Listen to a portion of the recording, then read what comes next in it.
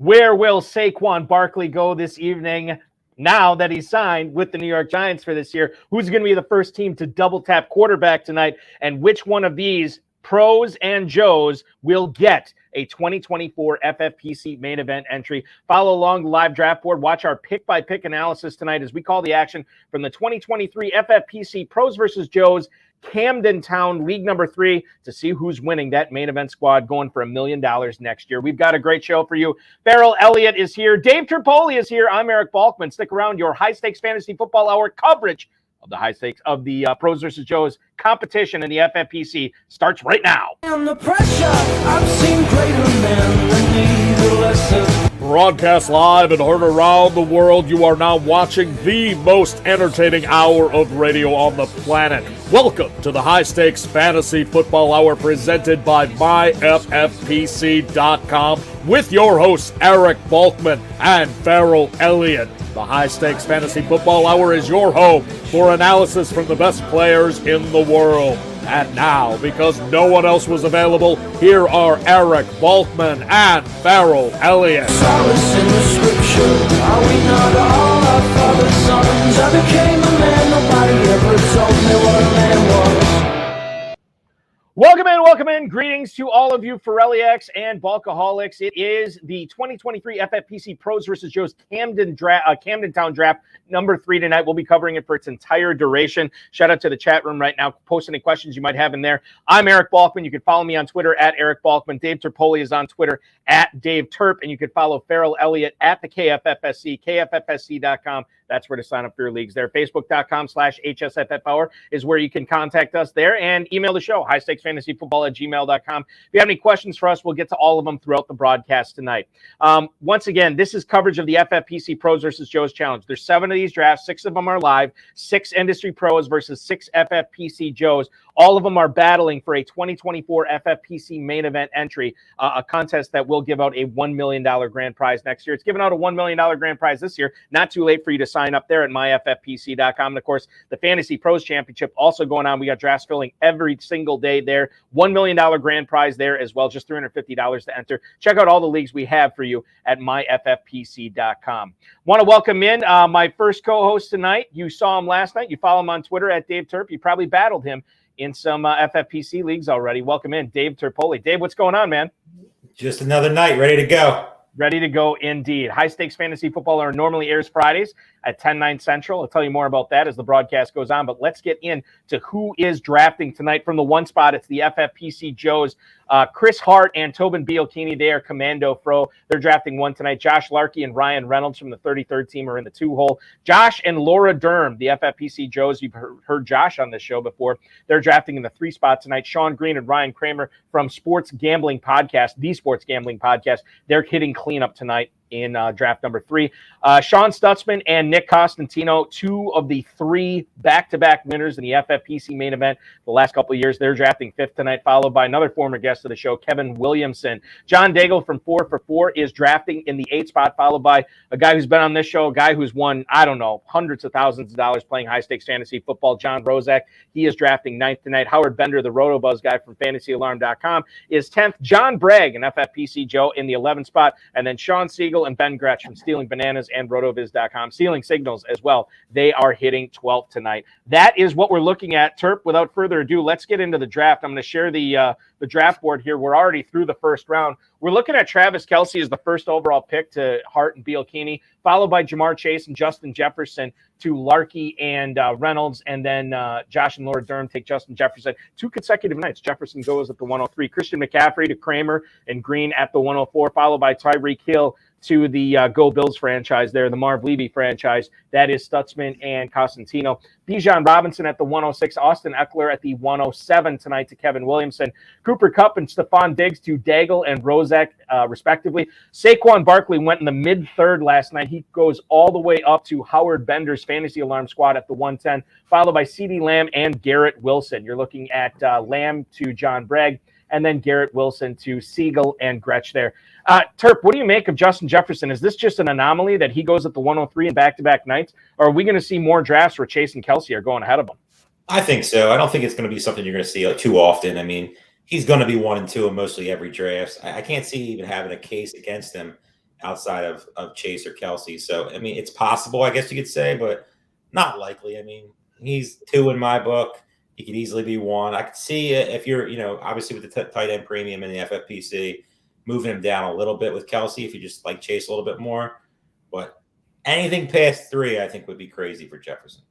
You know what else is crazy? The fact that I forgot to tell you that Shane Hallam is drafting in the 6th spot tonight from draftcountdown.com, a guy I've had on countless shows. Shane P. Hallam on Twitter, drafting 6th behind the FFPC back-to-back main event winners in Stutzman and Constantino, and then Kevin Williamson. My apologies, Shane. I'm going to turn it over to somebody else who knows what's going on. The commissioner, the definitive commissioner of fantasy football right now, Jay Farrell Elliott. Welcome into the broadcast, man. Farrell, we're already through the first round here tonight. What a jump for Barkley, huh? Goes from the mid-3rd all the way up to 110 tonight, baby. Somebody started without us, and congratulations to Saquon.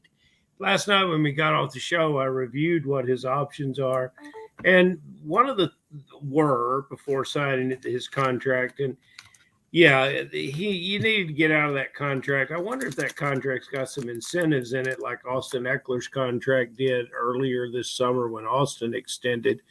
But yeah, he's up in the draft now. I feel better about all New York Giants. I think Dave Turp does too. I was impressed with Dave Turp talking about Justin Jefferson, despite the fact, Turp, there's great conversation down here in Kentucky about what you said last night, that you would take Wilson in front of Cousins, and then you backpedaled on the bet. There's no backpedaling. I'm not forcing you into any wager, but there's a lot of one guy said, shame Turp isn't coming. I'd like to talk to him about that. So, I do have your phone number. I'm going to ask permission that some of the guys want to get you on the phone. Just a whole nother thing. 5%. Yeah. It was 10% last night. Now it's down to 5%. 5% last night. It has not changed. All right. Perfect. What is that 5%? What? That I'm coming. That he's coming to Louisville. Evan, let's put it up. You know what? I told you 0 when I talked to you on the phone. Hey, now we're moving in the right direction. And, any of the guys that are drafting tonight that I haven't called and talked to, it's just because, I'm so busy working on getting Turp back to 10% that I just don't have the time. But they're welcome to. I'll tell you what else. 2 guys that are always welcome to join this broadcast. I want to put them on right now. Our first guest of the evening, 2/3 of the back-to-back FFPC Main Event champions. They won $500,000 in 2021. They won $1 million in 2022. Please welcome into the broadcast. I'm going to try to get them both on right now. Sean Stutzman and Nick Constantino. Guys, welcome in. You're drafting from the 5 spot tonight. Number 1, Sean, I'll pitch this to you. Tyreek Hill was the first pick. When you knew that you were drafting 5th, had you already had Hill in mind at that spot?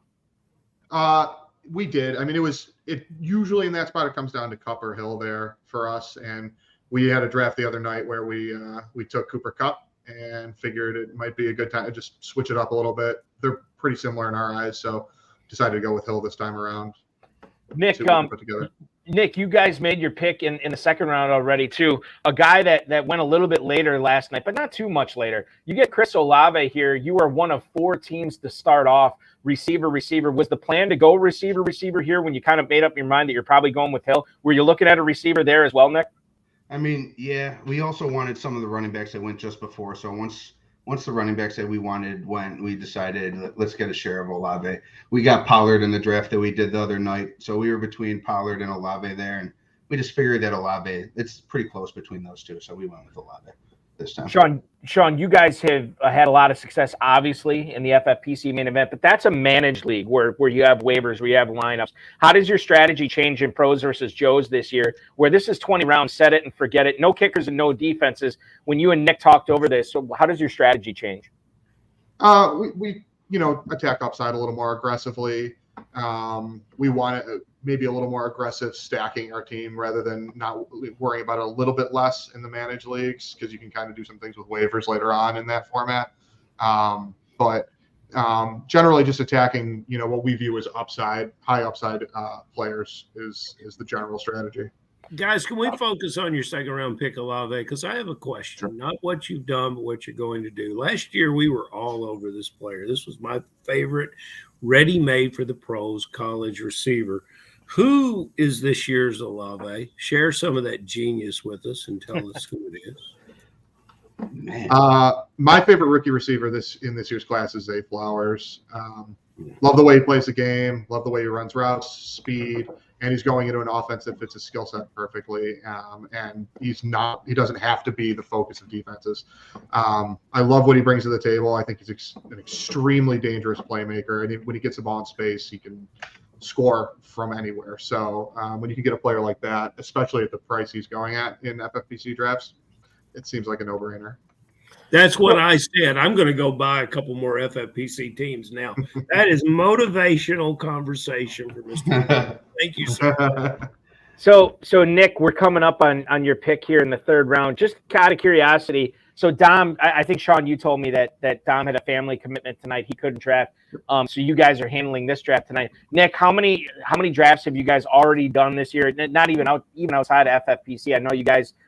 Did you do the live Scott Fish Bowl this year as well? Yeah, me and Sean each had an individual team at the Buffalo Live event. There was 2 divisions, and Sean was in the one division, and I was in the other. So we actually were going battle to battle in that draft, so that was nice. And then we do a lot of like underdog stuff. And I look at like okay, and listen, I'm gonna tell you this. I'm sorry to interrupt, Nick. I'm gonna tell you this right now because you're on deck here. So, Nick, let me throw this to you. Number one, what's the conversation? I'm sure you and Sean are texting furiously back and forth here. Now that you're on the clock, Sean, who's the pick here? This is Gibbs right here, right? I mean, it's Gibbs or Jacobs. Let's do Gibbs. All right. All right, there we go. I love it. Jahmyr Gibbs, the 305 pick tonight, the 11th running back off the board. Nick, why was it Gibbs over Jacobs for you here at the 305? I think it's a real possibility that we see Jacobs hold out. Like, I'm not 100% certain he's going to be on the field week 1, and I want the upside of Jahmyr Gibbs. In the third round right now, that might not be a thing in a little while once people get a little more footage on just how explosive he is at receiving the ball. I think Sean, after Breece Hall goes, Gibbs is a really good pick. I think Jacobs is a really good pick too, but I think just a little bit more upside with Gibbs. Sean, in best ball especially. Exactly, in best ball, yes. Sean, now that we have a little time to breathe here, back-to-back main event championships, most people dream of one and they never get it. You guys not only did it twice, you did it in back-to-back years. What's been the best part of being a back-to-back FFPC main event champion? Having 2 helmet trophies behind you. Oh, there it is. There they are right there. I love that humble brag. That's probably the best part. Cool, being the only people that have that. Yep. Yeah, it's been a lot of fun. Building memories that I'll have for the rest of my life. That I'll being able to experience something like this is no one else has done it. So and we're all really good friends. So to be able to share it with each other, it's incredible. Unbelievable, honestly. So did the Buffalo media come out even more so this year, or are they tired of you guys? Are you guys overexposed now? I think we kind of made the choice to stay a little more under wraps this year and try to keep it a little more quiet than we did last year. That's what Jennifer Lawrence is doing down here in Louisville. She's playing that same strategy as you guys. Our good friend Mike Shope is on the radio, so he talks about us a good bit. So we don't even really need to talk about it because he loves talking about it. Mike Shope, WGR 550, Deep End, and Go Bills Marv Levy hype man. Apparently, Mike Shope. That's the new title. So Nick, let me ask you this: the money, is it gone? Is it all spent? What did you spend the money on so far? Because you're looking at $1.5 million over the last 2 years between the three of you. I think Sean and Dom have done a better job of spending their money than me. I'm not really too expensive of a person. I'm living the same exact life as before. So nothing exciting for me. Sean, 2-part question here for you. Number 1, how did you end up with both helmet trophies? And number 2, what did you blow all the cash on? Well, here's the fun part. I'm actually at Nick's right now. He's just in the other room. So Nick actually has both trophies. I got it. We do a lot of drafts. We do a lot of drafts at Nick's house. So we're going to leave them here through draft season, and then I'm going to take one during the football season to have in my house. And then I bought a car actually I bought a new that's CRV. right. I needed we talked about that last week. Yeah, I needed a new car. My car was about 12 years old, so felt like it was about time to get that done. Nick, let me ask you this. This is a question coming in from Darren Armani, the godfather of the FFPC Pros versus Joe's Challenge. John Daigle tonight is drafting from the 8th spot, and he wants to know if you guys think that he should have taken either Josh Allen there or Mark Andrews. No, he already took Mark Andrews. So Rozek gets the stack, the Buffalo stack. Your beloved Bills are right next to you now, or a couple of picks down from you, as Rozek gets Diggs and Allen. Where do you stand, Nick, on like stack blocking in a format like this? I mean, they each got their own stacks, so they're both thinking like the right way. You want to think about your team more than the other team, so you're trying to build your team to be the top team in this league. There's only 7 leagues. You know, the top one team gets the free ticket next year. So there's no point in trying to foil stacks. You just got to be thinking about how you can build optimally. Otherwise, you're just wasting your entry, in my opinion. I think stacks in best ball are super important. And for the difference between Lamar Jackson and Josh Allen, I don't think it's enough to say to go against your stack, you know? Guys, listen, I know that we will see you again in the FFPC main event. I know no one else wants to see you in the FFPC main event, or at least to be in your own league. And Sean, just I know I asked you this last time. On a scale of 0% where there's no chance it happens and 100% where it is a God-given destiny, what are the chances that Go Bills and Marv Levy three-peats this year in the FFPC main event? I'm going to say exactly what we always say. It's 0%. It's 0% chance. Every year, it's been a 0% chance. It was a 0% chance we repeated. It was a 0% chance we won the first time, so it's going to be a 0% chance. And no one's ever three-peat before, so it's definitely a 0% chance. 0%. I'm just going to let you guys know right now, you three-peat in this contest, ain't nobody playing this contest in 2020. Just for the love of God, like we'll buy you dinner in Vegas. We'll take you out for drinks. Like, just don't win it this year. Second place is fine. You guys want to take second? That's cool. Just don't win it again. That's my humble request. Dave the Dizzle Gerzat puts it at 50-50 for you guys to three-peat again. Hopefully, you guys do very good in the Pros versus Joe's draft tonight. Good luck in all your kidding aside. Good luck in all your drafts this year, the FFPC Main Event, Fantasy Pros, Pros versus Joe's, everything you guys are doing. Thanks so much for carving out some time tonight and crush the rest of this draft, all right? All right, thank you. Thanks for having us. You got it. Seeing you guys. Absolutely. Sean Stutzman and Nick Constantino joining the program tonight, 2/3 of the Go Bills Marv Levy franchise that has won the FFPC main event the last couple of years. Don Barani not with them tonight. However, he will be drafting with them again this year. So beware of everything that's going on with the Go Bills franchise this year in the FFPC main event. Okay, second round, guys. Let's go through it here real quick. I'll just highlight a few of the picks. I don't want to go through the whole round here. But you're looking at Commando Fro getting a start of Kelsey and Higgins with their first 2 picks here. Devontae Smith Turk goes off the board to from your Eagles to Sports Gambling Podcast. Sean Green and Ryan Kramer there. We already talked about the Olave pick. Jonathan Taylor falls to the 206. Mark Andrews goes all the way up at the 205 tonight. Amon-Ra St. Brown is once again sitting there at that 1-2 turn tonight. I keep waiting for him to fall, and I don't think it's going to happen here tonight. Farrell, I'll pitch this to you first. The Garrett Wilson, Amon-Ra St. Brown start here for Siegel and Ben Gretsch. Again, a team that loves drafting wide receivers early. They do it early on here. What do you make of the Wilson St. Brown start? Well, it's the same copycat that we had last night, and you've seen everything about these players and what they contributed last year, and then both have slightly better situations this year. Plus, they've got more experience in the league. Why not? These are your guys. And who comes after them?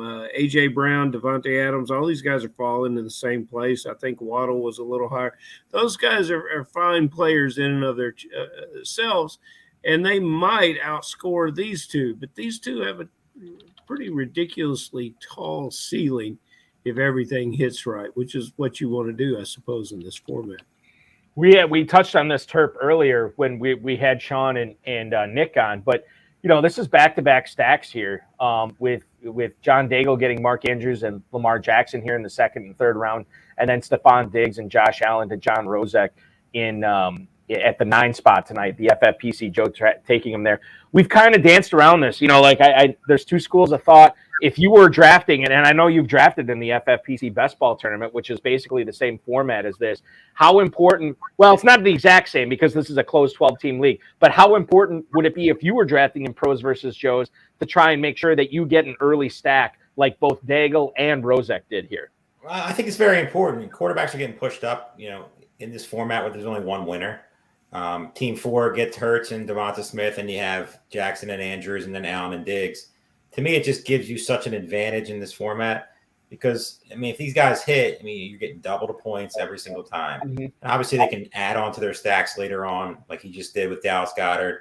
There's really no negatives to say about it whatsoever. Taking a guy like Joe Burrow by himself without Higgins or Chase, to me, it just sets you so far behind. Maybe in a single league you can get away with it, but there's just going to be so many, like in best ball tournaments, even Fantasy Pros or the main event.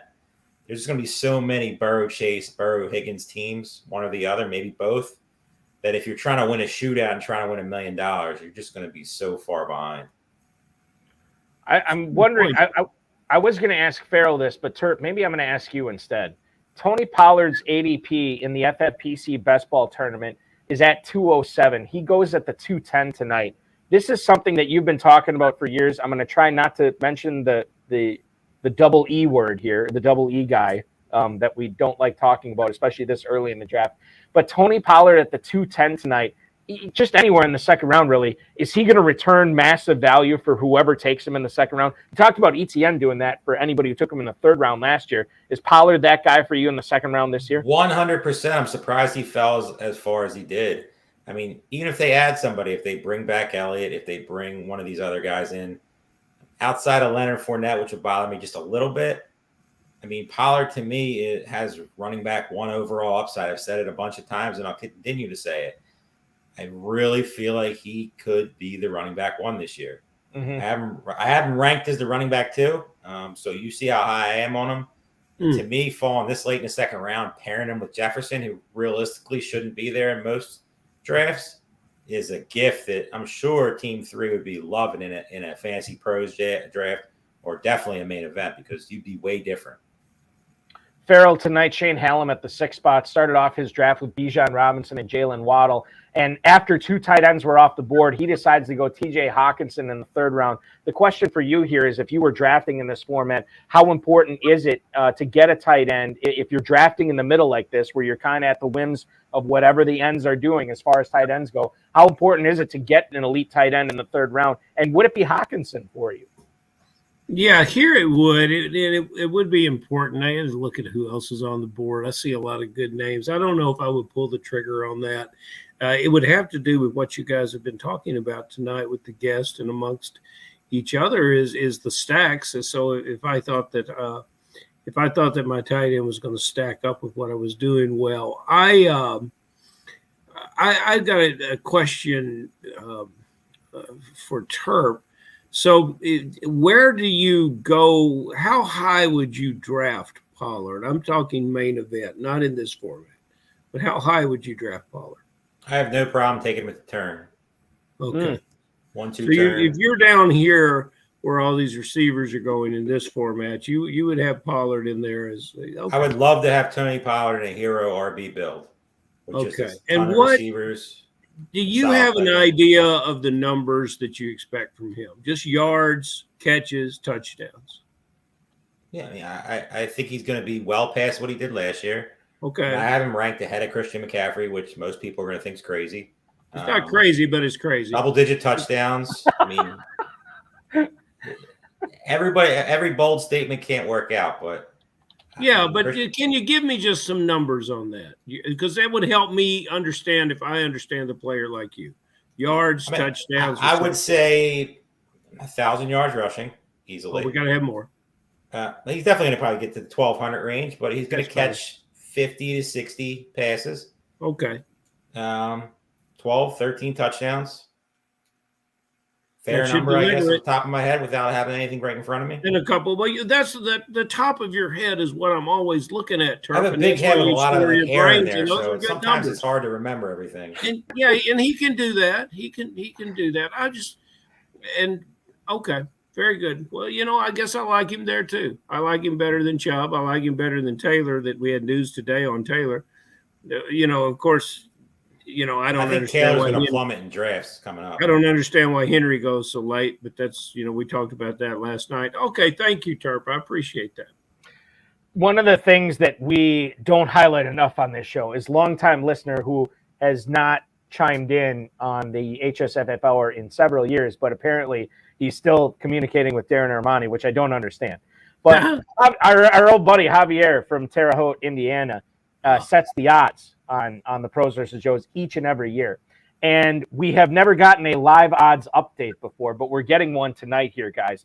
Javier from Terre Haute just moved the line on the Sports Gambling Podcast guys, Sean Green and Ryan Kramer, who are drafting from the 4 spot tonight. They went from 14-1 to 10-1. So make sure if you're betting that tonight, you're not going to get as good odds as you did Eagles before. Because is always going to look at the Eagles. Turp, they are flying from the 4 spot tonight. I'm all aboard. Devontae Smith, Jalen Hurts, Dallas Goedert. You love the stack, but you're a little bit biased because you're an Eagles fan. 1,000% biased and love the stack and keep drafting. And you deserve it, Turf. You deserve to be that. And we talked about these tight ends of who was going. Last night we talked about the upside for Goddard and how he could have that Hawkinson-like breakout.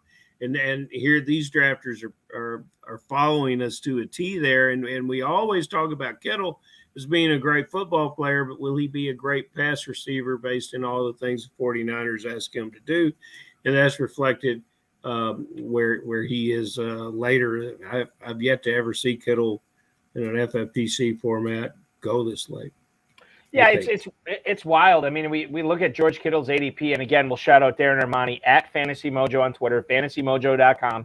The godfather of the PVJ. He puts this together every year. If you are playing in the FFPC, I highly encourage you to check out fantasymojo.com. A lot of great details on there for your drafts. And anytime we cite ADP, it's always at fantasymojo.com. George Kittle is tight end 4 over the last week. I think it's last week on the FFPC Best Ball Tournament, going at 407 on average. Tonight, George Kittle falls to the 506. Shane Hallam just simply couldn't pass him up there. I already had a tight end on his roster, and TJ Hawkinson. But when Kittle presents himself in the 5th round, you got to take advantage. That's what he did there. Guys, right now on the clock is the Stealing Bananas franchise. That's Sean Siegel from RotoViz, Ben Gretsch from Stealing Signals.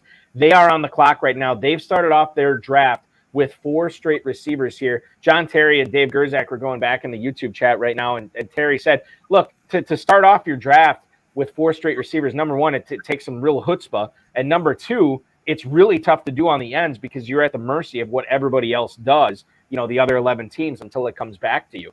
Garrett Wilson, Amon-Ra St. Brown, Keenan Allen, Deebo Samuel. That's the start there. We talked about it a little bit earlier, but now when you add Allen and Samuel on turf, this has the makings of a really dominant team as far as the receivers go, and we've seen that they can still piece it together at the other 3 positions to make this a very competitive team. Those guys are staying on brand. I mean, there's plenty of guys here that one of them they just took in J.K. Dobbins. It made a ton of sense with this team. Another one probably should be Cam Akers following right behind. It would make this team probably the favorite right now through 6 rounds, right up there with Team 5, in my opinion. It's dangerous going for receivers early. I mean, best ball, you can get away with it more than a managed league just because, I mean, like you said, value falls and you can't touch it most of the time because you're trying to fill out your lineup and not overdo it at a position. But so far, I'm a big fan of what they've done. I mean, J.K. Dobbins, the only reason he's fallen this far is because, he's a little banged up, I guess you could say, to start camp. And everybody, anytime anybody sees the pup word, they freak out, especially in these drafts. Good time to draft because, I mean, Saquon Barkley, that discount closed crazily. 3rd round last night to 1st round tonight. And I don't think he's going to be much of a discount anymore. He's going to be right at that 1-2 turn, maybe a little bit later, but for Barkley, you're saying? Barkley, yeah. I think he's going to stay right around that range just because Justin Fields, solid pick right there. He's getting pretty much the last of the top tier quarterbacks, with the Burrows, the Jacksons, the Herberts. That's not one of the top 3. So it makes a ton of sense. well done by Team 12 so far. Yeah, Team 12 and Scott Hoyt chiming in. He's not sure he trusts Keenan Allen's and Debo's help season long. But again, if they whiff on this, Farrell, it's one of those things where it's like, okay, well, if I don't get first, I don't care if I take 12 because second place doesn't get anything. And that's sort of the mentality you have to have in this draft. Fair enough, and I agree with that. Keenan Allen, this second night in a row we've seen him in this spot. There's just so many receivers that go after him in the fourth round that I would rather see on the team for that very reason. I'm going to take a shot at. I'm going to take a shot at the fact that those ascending players have better years than Allen and have more availability. The only way I'm taking a shot on Keenan Allen, I agree with you, is if I'm trying to build a Herbert stack later. Yeah, that makes the only negative about Herbert this year is who you going to pair him with. Well, you think Keenan Allen for you is your new Ezekiel Elliott, and that's fair. I know he's warming up. I've drafted Keenan Allen. I don't have a ton of him. But, you said something very, very impressive there, Terp, on the on Barkley. Now, without going down the rabbit hole of the business side of contractual football and these individual players, when we had two high-profile guys like Jacobs and Barkley, I was curious which one would blink first and sign first. I kind of thought it was Jacobs, and now that Now that Barkley has signed his deal, the Jacobs camp has a little easier decision to make, and they don't have to hurdle too much numbers to get there. And just when you start looking at the alternatives of what you're going to do contractually, if you set out, and you can set out to mid-November and come back and play, but it's not going to work right. I don't believe Jacobs should have this discount. And so we're talking about these guys making real ballsy picks and doing things here that could deliver them into first place. I'll be glad when we do the show and somebody has moved up Jacobs before the contract, but that would be ballsy. He should be going higher. He should never make it to the fourth round because he has no leverage anymore. Barkley ruined his leverage. Well, he had no leverage even when he had Barkley, but the only shot they had is some sort of like they keep. No, it was just pretend. It was like which one is going to, which first. one is Once going Barkley to carry blinked, the cross he's first. the high profile guy. Jacobs is on a bad team with no leverage at all. You think the Raiders are a bad team, Trevor? Now that's a whole Very nother bad. conversation. Very Balky, can we have an after broadcast and talk about the Raiders? The HSFFO or after hours. Can we have an after? Yeah. Well, I'll pour the martinis. Let's get a question from the YouTube chat right now. Dave the Dizzle Gerzak has a question for you, Farrell. He wants to know, how does it benefit Saquon Barkley to sign the 1-year deal that he did, $11 million up to $2 million incentives, versus signing the franchise tag? He can't suffer a penalty. By sitting out, he could have suffered a penalty of dealing with it last year.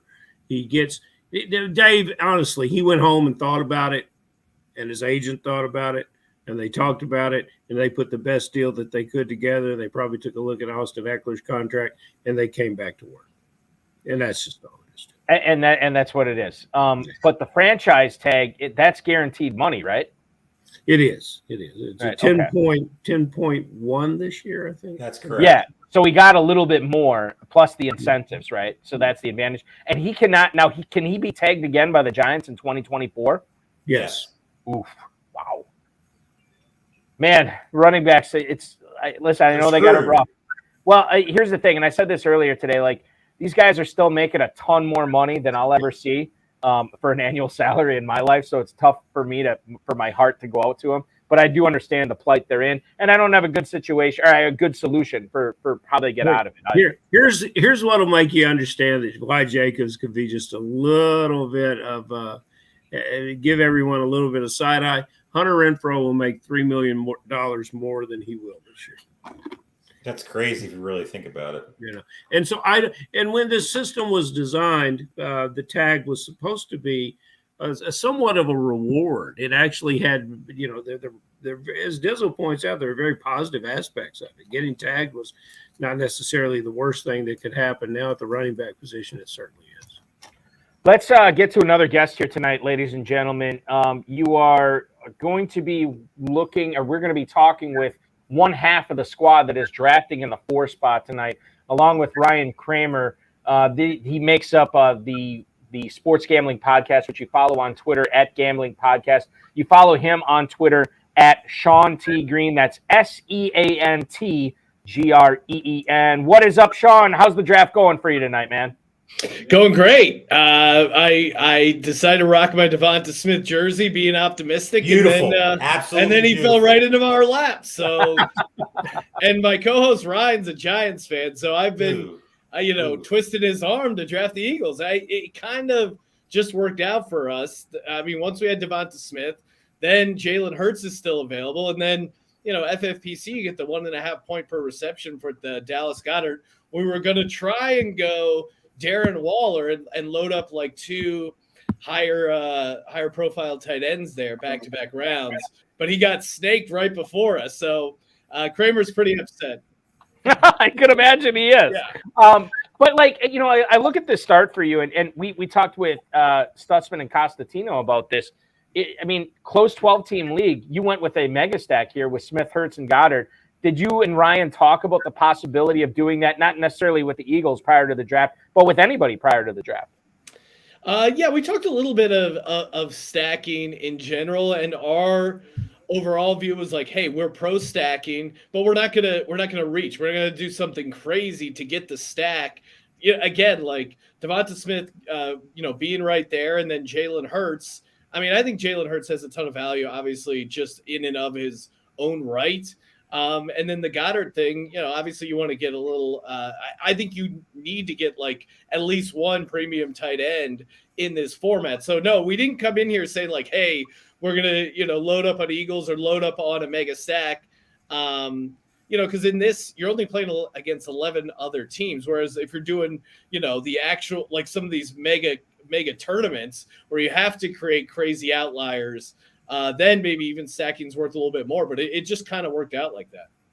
So, Sean, you were just on the clock. Excuse me. You're just on the clock here. You and Ryan ended up going with your number 3 receiver in Mike Evans. Can you tell us a little bit about your expectations for him this year? This is as late as he's gone in several years, probably because of the quarterback play. You get him tonight at the 704, 34th receiver off the board. What are your expectations for him in Tampa in 2023?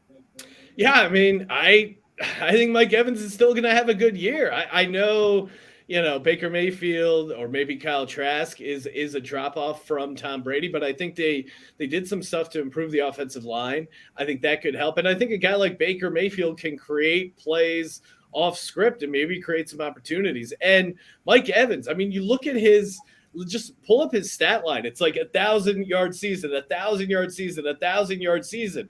Everyone who does projections, the sports books are hanging his over-under at like 900-something receiving yards. So I think to get a guy with that kind of potential, especially in a full-point PPR, I'll happily take him kind of this late in the process here. I think he's – if you're Baker Mayfield, he's your most reliable target, him and Chris Godwin. So I think he's going to get a ton of volume. And I don't think the Bucs are quite as bad as everyone is suggesting. I think the NFC South is kind of wide open. So, yeah, I like Mike Evans here.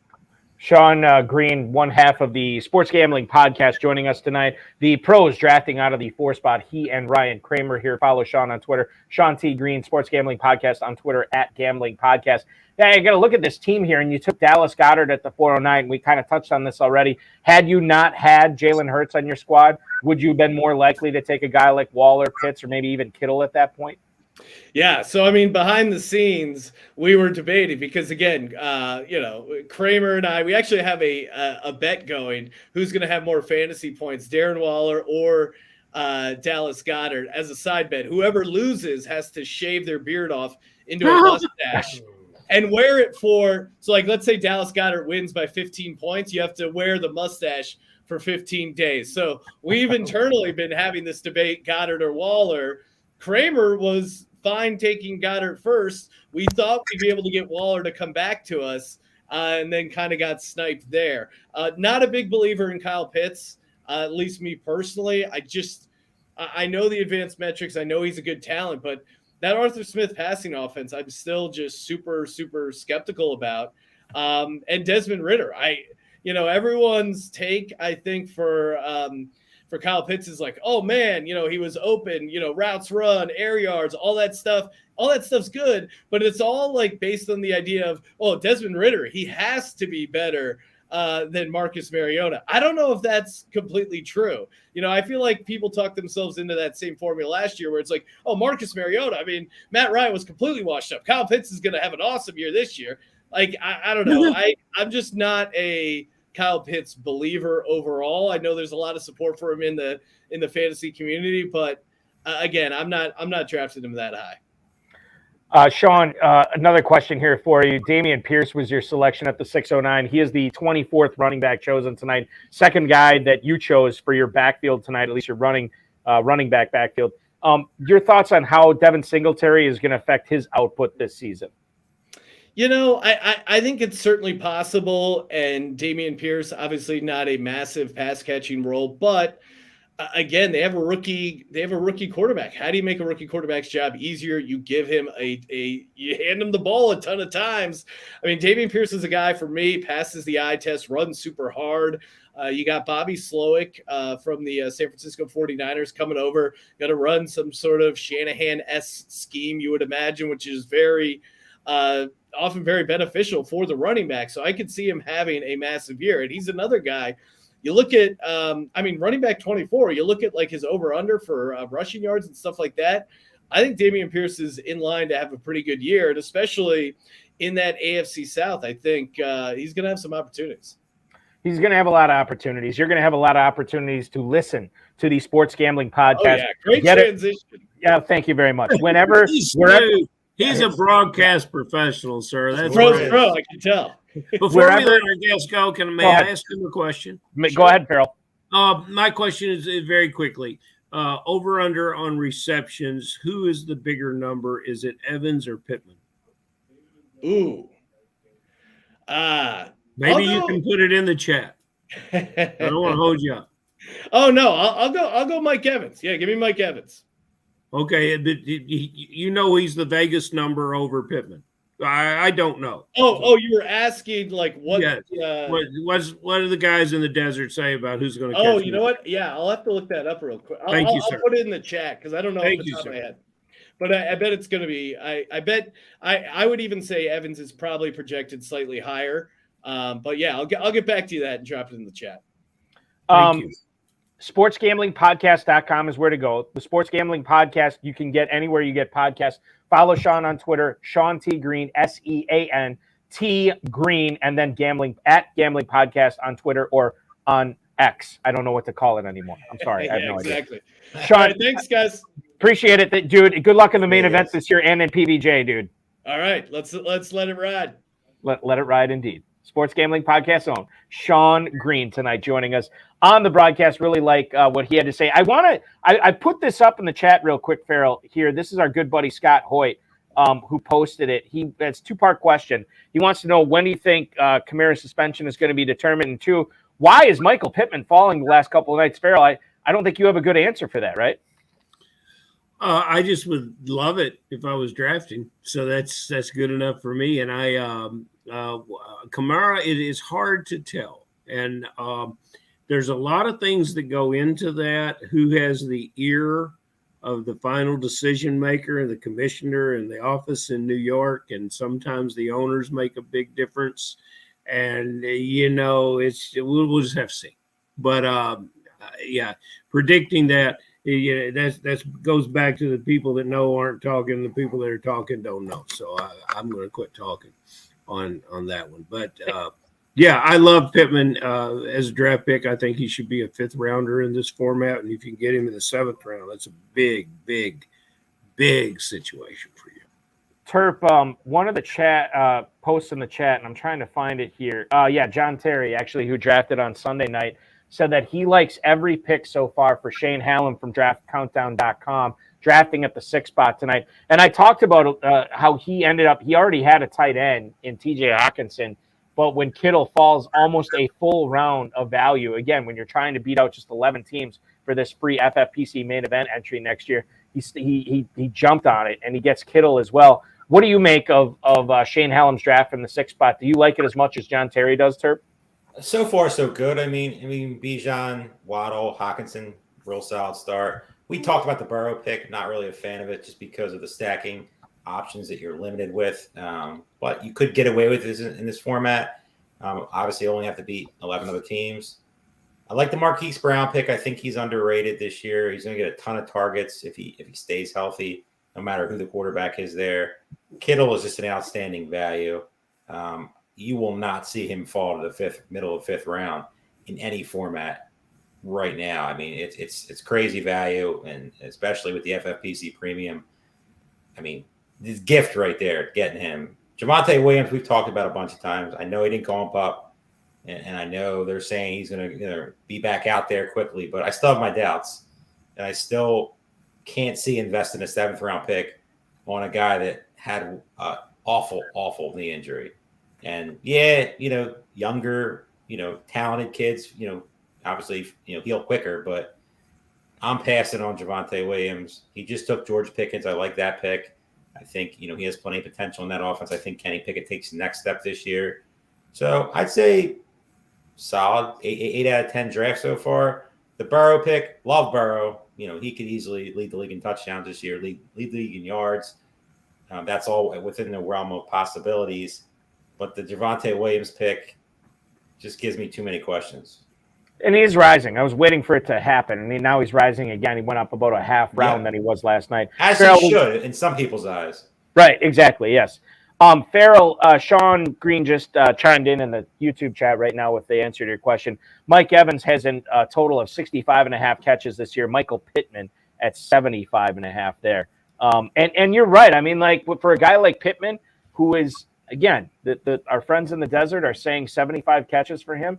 7th round, wide receiver 35, man, I think we can do better than that. I think he goes up. And Terp, I would not say that I expect Javonte, what's the best way to put this? I don't know necessarily if I'm targeting Javonte Williams earlier than where he's going right now in my drafts, but I do expect him, rightly or wrongly, to rise in drafts now that we know he's not starting on PUP. I think that's where I'm coming from. 100%. Yeah, and Bonky, you've got that player on your mind. I can't wait till you get down here. Caesar, Southern Indiana. He's a grade 0 RB pick this year. And fine, yeah, he's just a much better. I don't think he's a good best ball pick personally, but I think he could be an outstanding redraft pick. Like if you're taking it to the main event, and you could just patch up the first couple of weeks until he's back. If you think he's going to be back, I mean, he has potential to be a league winner. We said the same thing about Breece Hall is going a couple of rounds earlier. I mean, he might start off the season slow, coming back off the injury, but he could be when it comes down to the money time at the end. Both of those two guys could be guys that are on all the championship teams. Farrell, go ahead, Farrell. We talk so much about stacking. It's interesting. We get these excellent Tampa players, and no one's particularly interested in even a 20th round stack with Baker Mayfield. And I've never been a big Baker Mayfield fan, but I realized that he's had 6 coaches in 4.5 years in the NFL. And it takes a lot to go in to play that position. And I wonder what's going to happen with him in this offense. Is he just a placeholder for the rookie? I very, very much like this rookie, Kyle Trask. And if the rookie gets to play with the rocket of the arm he has, then I really love Evans as a pick too. And I think the rookie does get to play in this offense. Baker Mayfield will have those flash games, but that's not going to get it done unless he just completely becomes a different individual. And a different kind of quarterback. A light comes on, and he's finally lined up with someone that can work with him in the right way. But Baker Mayfield has, there's a lot of people that have had to move on from jobs after they've been involved with him. So that's all I'm saying. Lee Snyder is in the YouTube chat right now, and he just posted about George Pickens, who went to Dave Hubbard last night in the middle of the draft. George Pickens goes at the 8th round tonight, 807, 40th receiver off the board. He wants to know, and Terp, I'll throw this to you first. What are your thoughts about him making this sophomore leap? This Lee Snyder's question here, and I gotta be honest with you, like with the offense that he's in and the personnel that's around him, I think there's a lot of reason that he would get steamed up in drafts. He has been the last couple of nights here. How do you fall in on Pickens from year 1 to year 2, Turp? It comes down to two questions. Do you believe in Kenny Pickett to take the next jump? And do you believe the offensive coordinator, Matt Canada, has any chance to evolve? Because you haven't seen it. I mean, he's run a stale offense.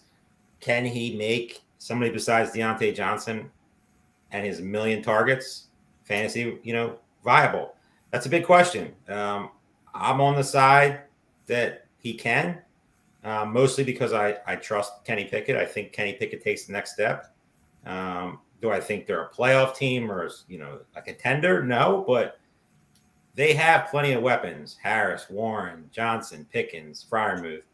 Plenty of talent to go around. Allen Robinson's on that team. I mean, one of the biggest talented receivers in the game. Just kidding. But, I mean, I think Pickett takes the next level. You just got to hope that the coaching staff has evolved over the offseason and can figure it out. Because if they do, that division should be filled with tons of shootouts. Yeah, and you gotta love the athlete. You just when you look at Pickens, love the player. It's a question of gotta love the there's athlete. two questions got to be answered. If you watch a lot of Red Zone, you're gonna like Pickens because you gotta love what he does. So Farrell, you've drafted best ball teams before, and I'm kind of curious. We have a situation going on with the 11 and 12 teams tonight. John Bragg. And then, of course, from the 11th spot, and then, of course, Sean Siegel and Ben Gretsch from the 12. They're the only two teams to start off with 3 straight receivers with their first 3 picks. And then Deebo Samuel obviously went to Stealing Bananas as well at the 401. But I'm kind of curious, when you're going and you have the same setup, basically, or the same team construction through 3 rounds, does that change the way that you formulate the rest of your draft based on the team next to you, kind of doing the same thing? Do you adjust at all for something like that? I try to maybe anticipate what that drafter is going to do and get out in front of him. Yes, I'm always looking at the board and trying to figure out what the next moves are going to be around me and even around ahead. And it helps me understand who might be building something that can get in the way of my build. Now, it's quite unscientific and it's quite based on feel, but especially in the best ball tournaments that we're dealing with in the spring, which is when I like to really draft them. Feel is pretty much what you have to go by. Terp, we have not talked about Howard Bender's team a whole lot tonight. I want to get into it right now. 4 running backs in the first 5 rounds. That you can comment on that if you want, but I'm kind of curious. Like I don't. And I could be wrong on this. I don't really see Tua Tagovailoa going to many teams that don't already have Tyreek Hill and or Jalen Waddle. He did not have either of these players tonight from the 10 spot, yet he takes Tua Tagovailoa as the 10th quarterback off the board. He's on the clock right now at the 8:03 tonight. Does Tagovailoa have, and this is weird to say this, but does he have standalone value when you don't have Waddle and Hill? No, absolutely not. I mean, we're not even talking about the massive issue with Tua with the concussions.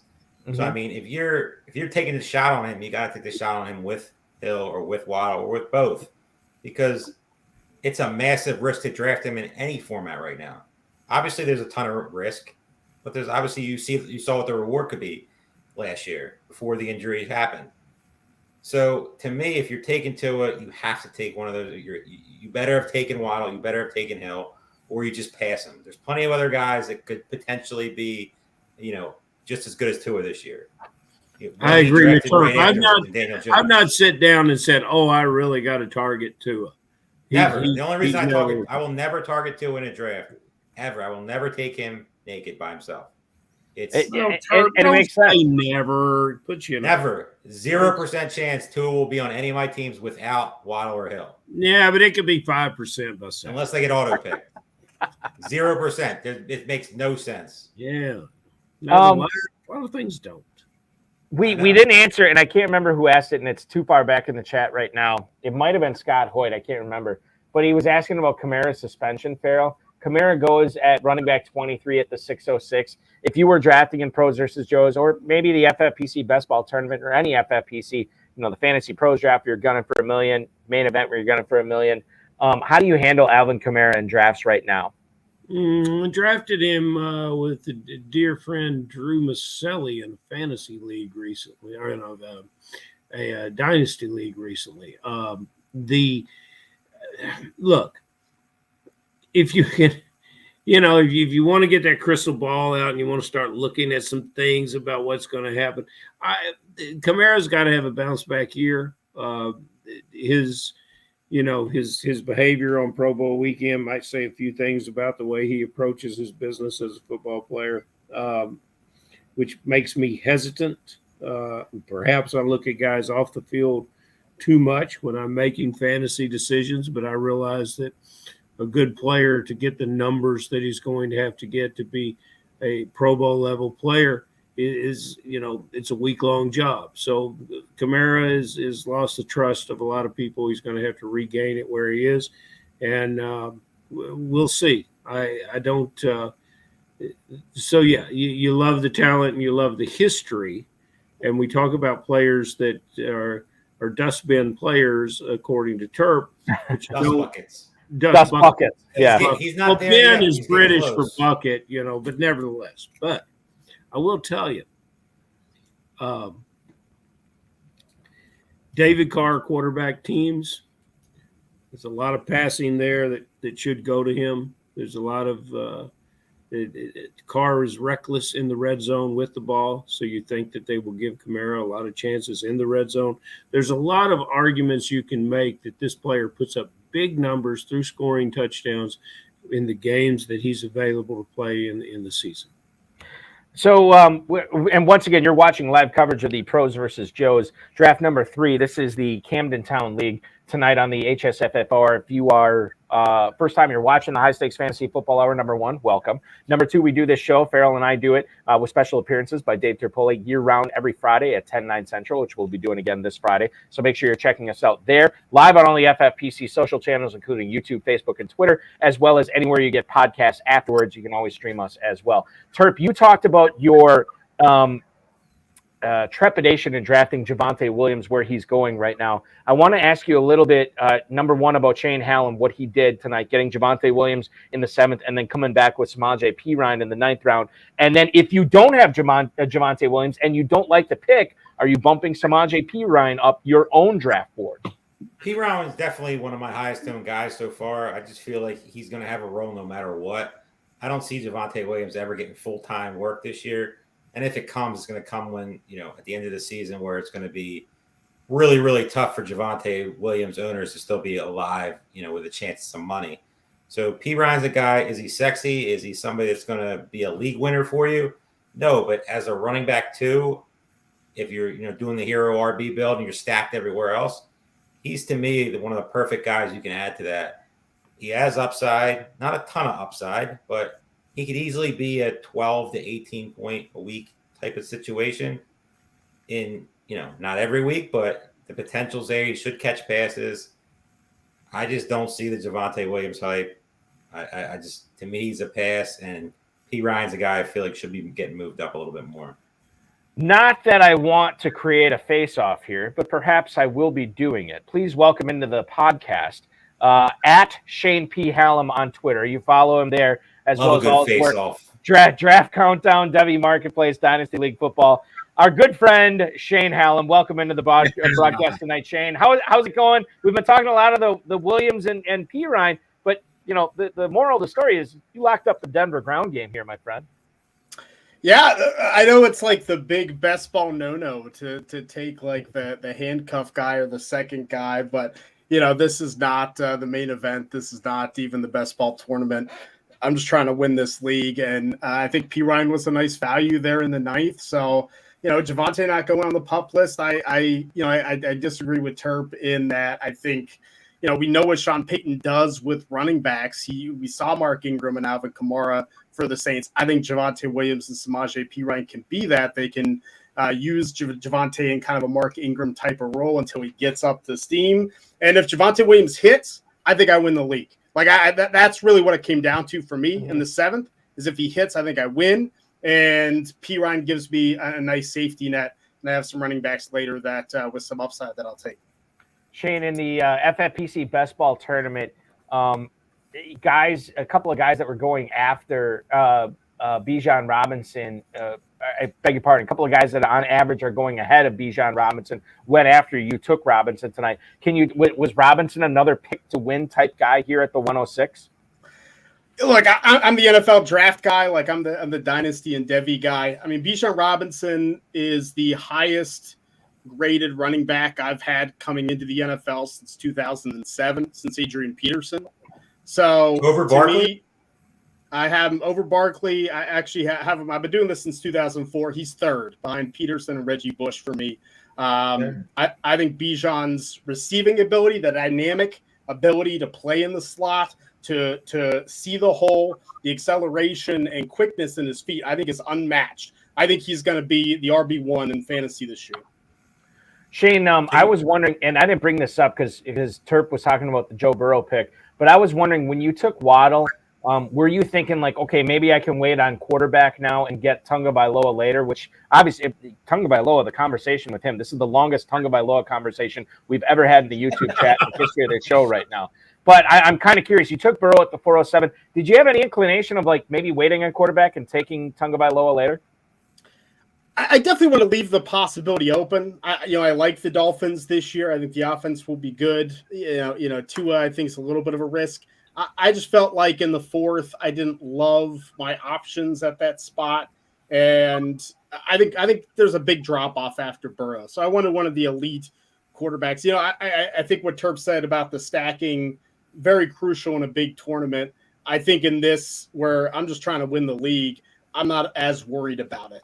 When I'm doing drafting some of the best ball tournaments with Todd Burrows, like we're worried about the stacking. Here, I'm just trying to win. I think Joe Burrow, is going to be a top 3 quarterback this year. I think if that happens, I don't care if I don't have the receivers. Shane, when you were picking in the 5th round tonight, you knew that, well, I shouldn't say you knew, but you had to be looking at like, okay, I already got Hawkinson here in the 3rd. These tight ends that are still sitting out there, I might have the opportunity to draft one. Darren Waller's ADP, 505. Kyle Pitts ADP 410, George Kittle at 407. Waller and Pitts get gobbled up. You're back on the clock. What were you thinking there when you saw Kittle was still out there and you already had a tight end? Like, I didn't expect to do this. I'm not the 2 tight end guy. Like, that's not what I do. I just couldn't believe he was still sitting on the board. And there honestly was no one. I don't think anyone the first 2 nights went, with 2 top 7 tight ends. So I just couldn't pass it up. Like, the team's not going to look great on paper. I think when you take 2 tight ends like this, it always looks kind of nasty because your running backs drop off, your receiver depth isn't there. But I do think it gives me an advantage at the flex every week. I think Kittle's a good football player. I'm not even the biggest Kittle fan, but in the middle of the 5th, I don't know how I could have passed on him. I was looking at it. I probably would have even taken Pitts if Kittle had. Team 7 was praying that you would pass on him. So was so were all these other teams to the right. I think it's a fantastic pick. Shane, Marquise Brown in the 6th round. I feel like this is a guy without DeAndre Hopkins could gobble up a lot of targets in Arizona this year. Who are those targets going to be coming from? I guess we're not so sure. And that's probably what's depressing him a little bit here. You get him as wide receiver 29 at the 607. What's your expectation of what Brown's going to do this year with or without Kyler Murray?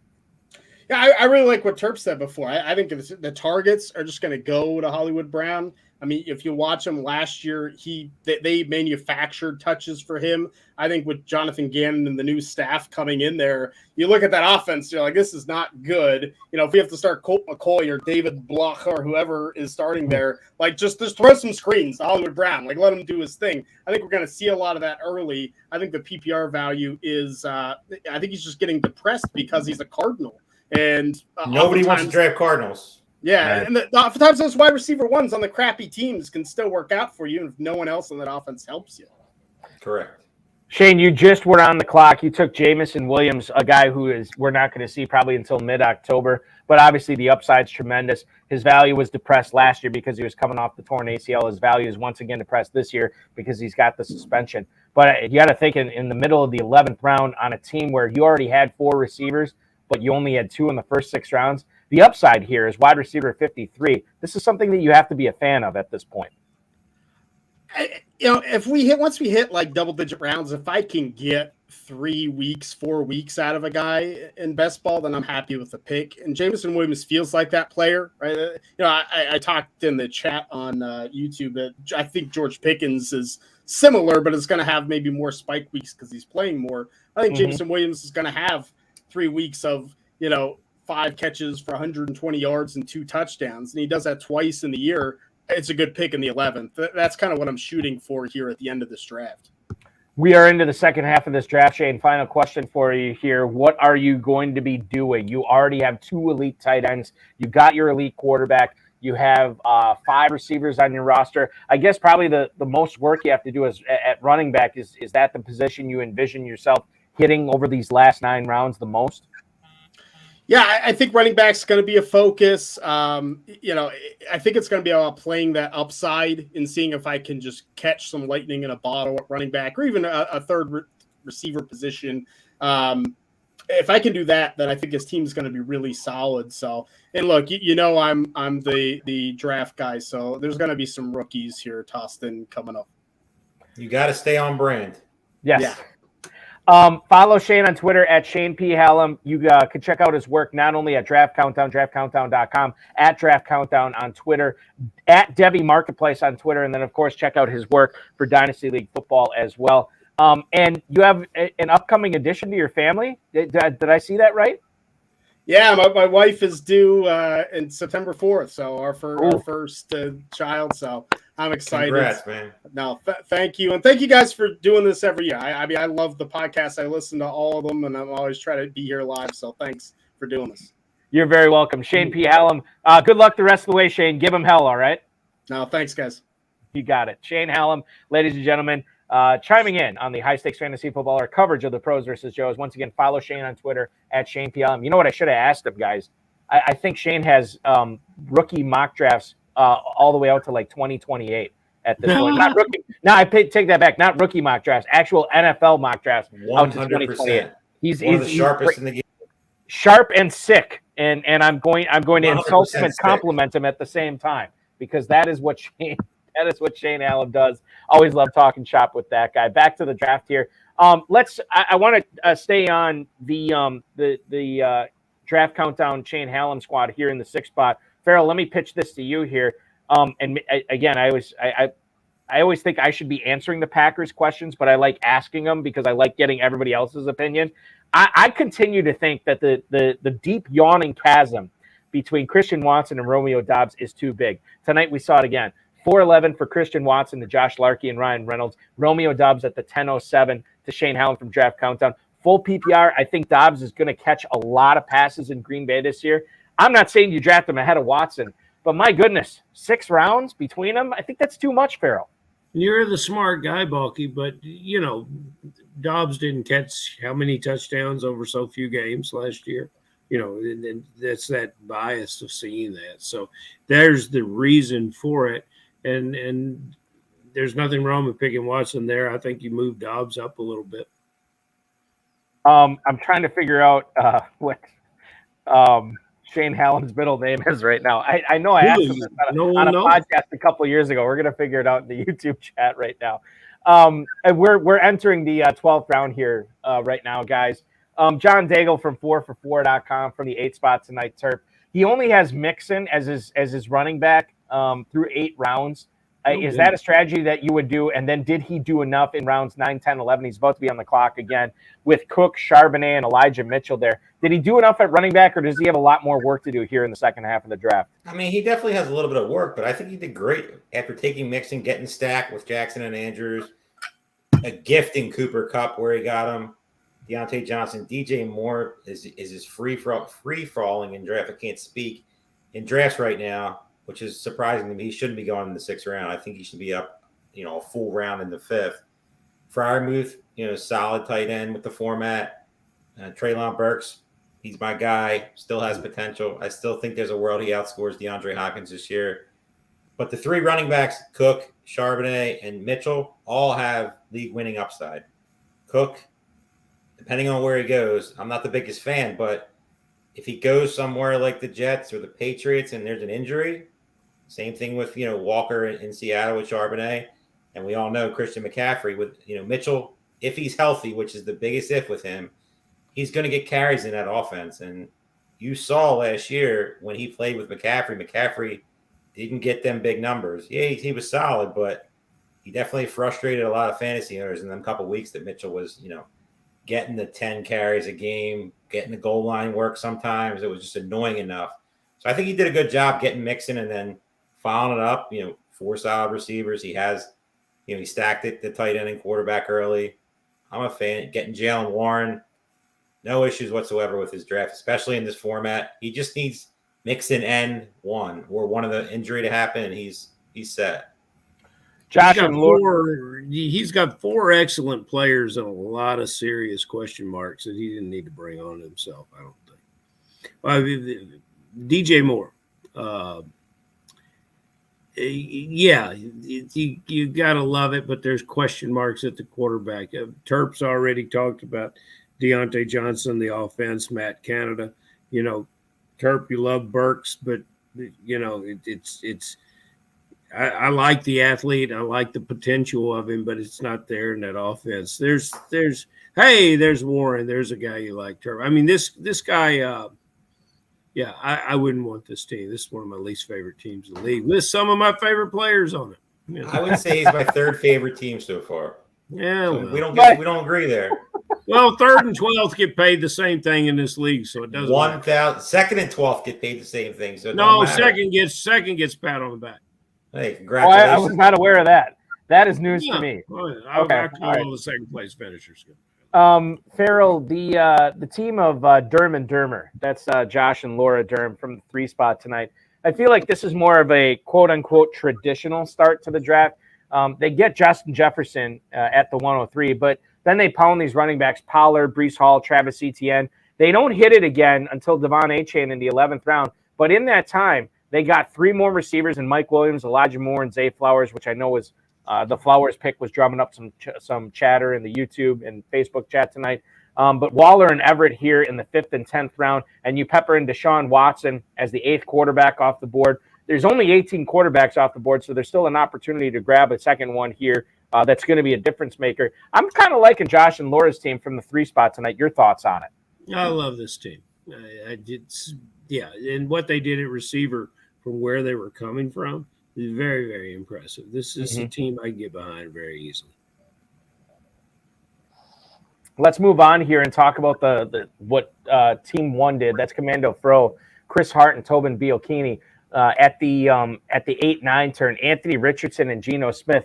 Terp, this is the perfect blend here of high upside and yet a high floor here. So even if Richardson doesn't hit, you should have Geno Smith doing pretty good damage throughout the season, throwing to those 3 receivers, not to mention Zach Charbonnet in that backfield as well. What do you? How do you like the quarterback turn there of Richardson and Smith to Commando Fro from the 1 hole? Very much like it's a perfect best ball type of setup. Richardson has plenty of upside. He has obviously a ton of questions too. But getting Geno Smith should stabilize that room. Pairing with Tyler Lockett, big fan. Very nice draft so far. Getting Jordan Love as a solid third quarterback, who I love. Pretty solid team. We are broadcasting the PVJ live here. Pros versus Joe's number 3 Fantasy Football Players Championship. Pros versus Joe's. One of these teams will win a 2024 FFPC Main Event squad, where they will compete for a $1 million grand prize. Go back to RotoBuzz guy Howard Bender. I'm going to be on his show tomorrow on Fantasy Alarm Sirius XM. And I'm going to ask him about this one. I'm going to ask you, Farrell, right now. He waited on tight end until round 11. He gets Sam Laporta and Juwan Johnson there. He's probably going to have to hit the position again, but how would you rate what he did at tight end, waiting as long as he did? I like it. I'm not particularly going to be in love with it. I would have probably wanted to put one of those players with Gesicki, because Gesicki was still on the board, and that's the way I would have played it. But I like the potential of both those players. Yeah, he's going to have to hit it one more time. It's just the same thing with the quarterback with team number one. And Commando Fro, I haven't seen that guy in forever. I'd like to say hello to him once. Yeah. No, I would say if I remember, I mean, this is like the 12th or 13th year of the HSFF hour.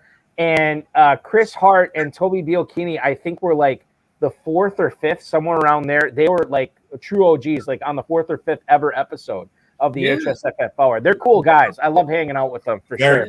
Yeah, and so, but their quarterback, I wanted to see what they did with the third pick, and I like what they did with the third pick with Josh Love. So let's see if you're going to wait at the position. Let's see what you do putting together 3 of them, because that's what a lot of the guys that are hesitant at quarterback and tight end must do. They must do it well.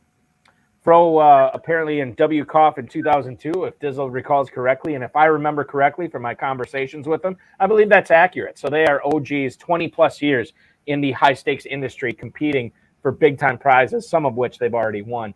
Go back to the back-to-back champs. Speaking of big-time prizes, you have Nick Constantino and Sean Stutzman, who we already had on the broadcast earlier. Terp, they waited until round 11. They got a couple of quarterbacks on their roster now.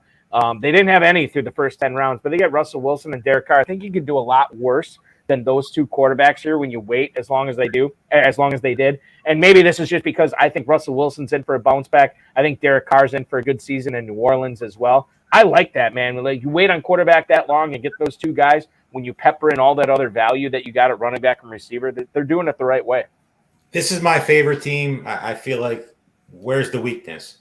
Stacked at running back, stacked at receiver. If you believe in Kyle Pitts, that's where I think the weakness is, right? Like, you could say Kyle Pitts, but if you could easily add a couple guys here that can offset the Kyle Pitts. Guys like Trey McBride. We can keep going on the list of guys with potential that make a ton of sense for this team. But you get Wilson with Judy, you get Carr with Olave. This team's stacked. I mean, these guys clearly know what they're doing. Back-to-back main event champs. They might be the overall league winner so far. They're battling one other team that I've seen so far. I predicted last year who was going to win, and I plan on doing the same. They're definitely in my 1 or 2 slot right now. But very good draft. No negatives to say about this team at all. Stacked all around. Go ahead, Farrell. Team leaves me a little flat at the quarterback position because Terp, I think the most we can hope for here is 4,000 yards out of these quarterbacks. And I look at some of these other teams that I like, and I see a lot more touchdowns, a lot more yardage. And over this 17-week season, those 5 to 6, 7 point differential at the quarterback position is just going to add up. It's just pure numbers. Balky asked very early in the show, would you go in this top quarterback tier and get them? He might be asking about tight ends too, but that leaves me a little flat. I want to see their third quarterback. So let me ask you this, and this is something, Terp, that appeared earlier in the YouTube chat, and I'm not paying it off till now, so my apologies on that. But somebody asked, who's the Eagles running back to draft behind DeAndre Swift? Is it going to be Rashad Penny, or is it going to be Kenneth Gainwell? And it seems like the FFPC players have spoken. It's Rashad Penny in the 10th round. Is that the right guy to go with, or would you rather wait and draft Gainwell later? It's so tough because I'm a Swift guy, so Swift is the guy that I'm going to be drafting more than any of them. I just love the talent, love the offense. I mean, everything just seems like a perfect fit for him. But you have the injury risk. Rashad Penny, without Swift, let's just say they didn't add Swift, was a guy that I was targeting a ton early. Because when he's healthy, you could easily say he's a top 5 fantasy producer at the position right now. He has league-winning upside. I would take him over Gainwell. I think it's not as big as a margin as you're seeing right now in drafts because they trusted Gainwell in the Super Bowl. They did not trust Miles Sanders when early on after he was just inconsistent. They pretty much went to Gainwell the rest of the game. But they don't trust him enough because they added 2 guys, even though they were cheap, 2 guys that just are very, very talented backs for nothing. So to me, the question, Gainwell versus Penny, it's Penny, but it's not by a lot. But the guy that drafts is DeAndre Swift. By the way, John Terry piping in right now. Oop, that's the wrong comment. Swift is the guy to draft after Rashad Penny this year. So that's what we should be discussing. Swift or Gainwell after Penny has been drafted. Terp, we have to dap you up here. Dave Gerzak chiming in right now. The fact that you called out the overall winner during the draft last year cannot be possibly mentioned enough. And we're going to mention it again tonight because you were giving Stutzman and Constantino a lot of love tonight. You said the GOAT District was going to win this thing last year, and they did. They ended up beating second place Chad Schroeder by about 36 points and change last year to come out on top. Actually, Josh and Laura Durham finished fourth overall in this contest last year. They're drafting tonight.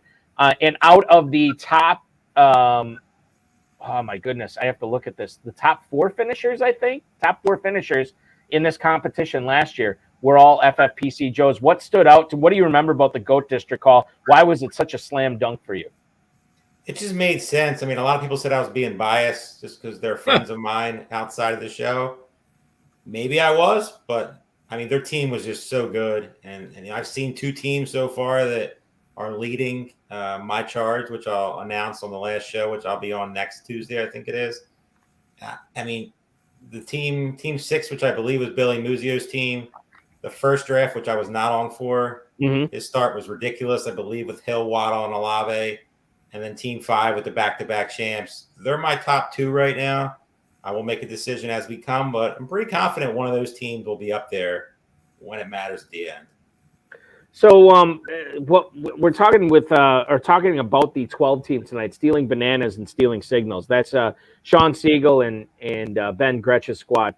They only have 2 running backs through 14 rounds tonight, yet they have 4 tight ends, Farrell. Dulcich, Cole Kmet, Trey McBride, Dawson Knox. It's tough to say, oh, they overdid it on tight end because they didn't have any tight ends through the first 8 rounds. Now they have 4 of them. How concerned would you be if you have that squad and all those receivers? You have Fields, you have Goff. How concerned about that squad would you be given that you only have 2 running backs through 14 rounds? I like the players. I don't like the build. But you know what? It's a 20-round draft, and we're not finished. Yeah.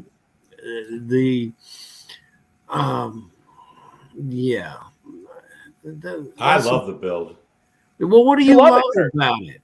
What do you love the build? I mean, what do you love you can easily draft. There's plenty of running backs that are still on the board. Yeah. Realistically, need one.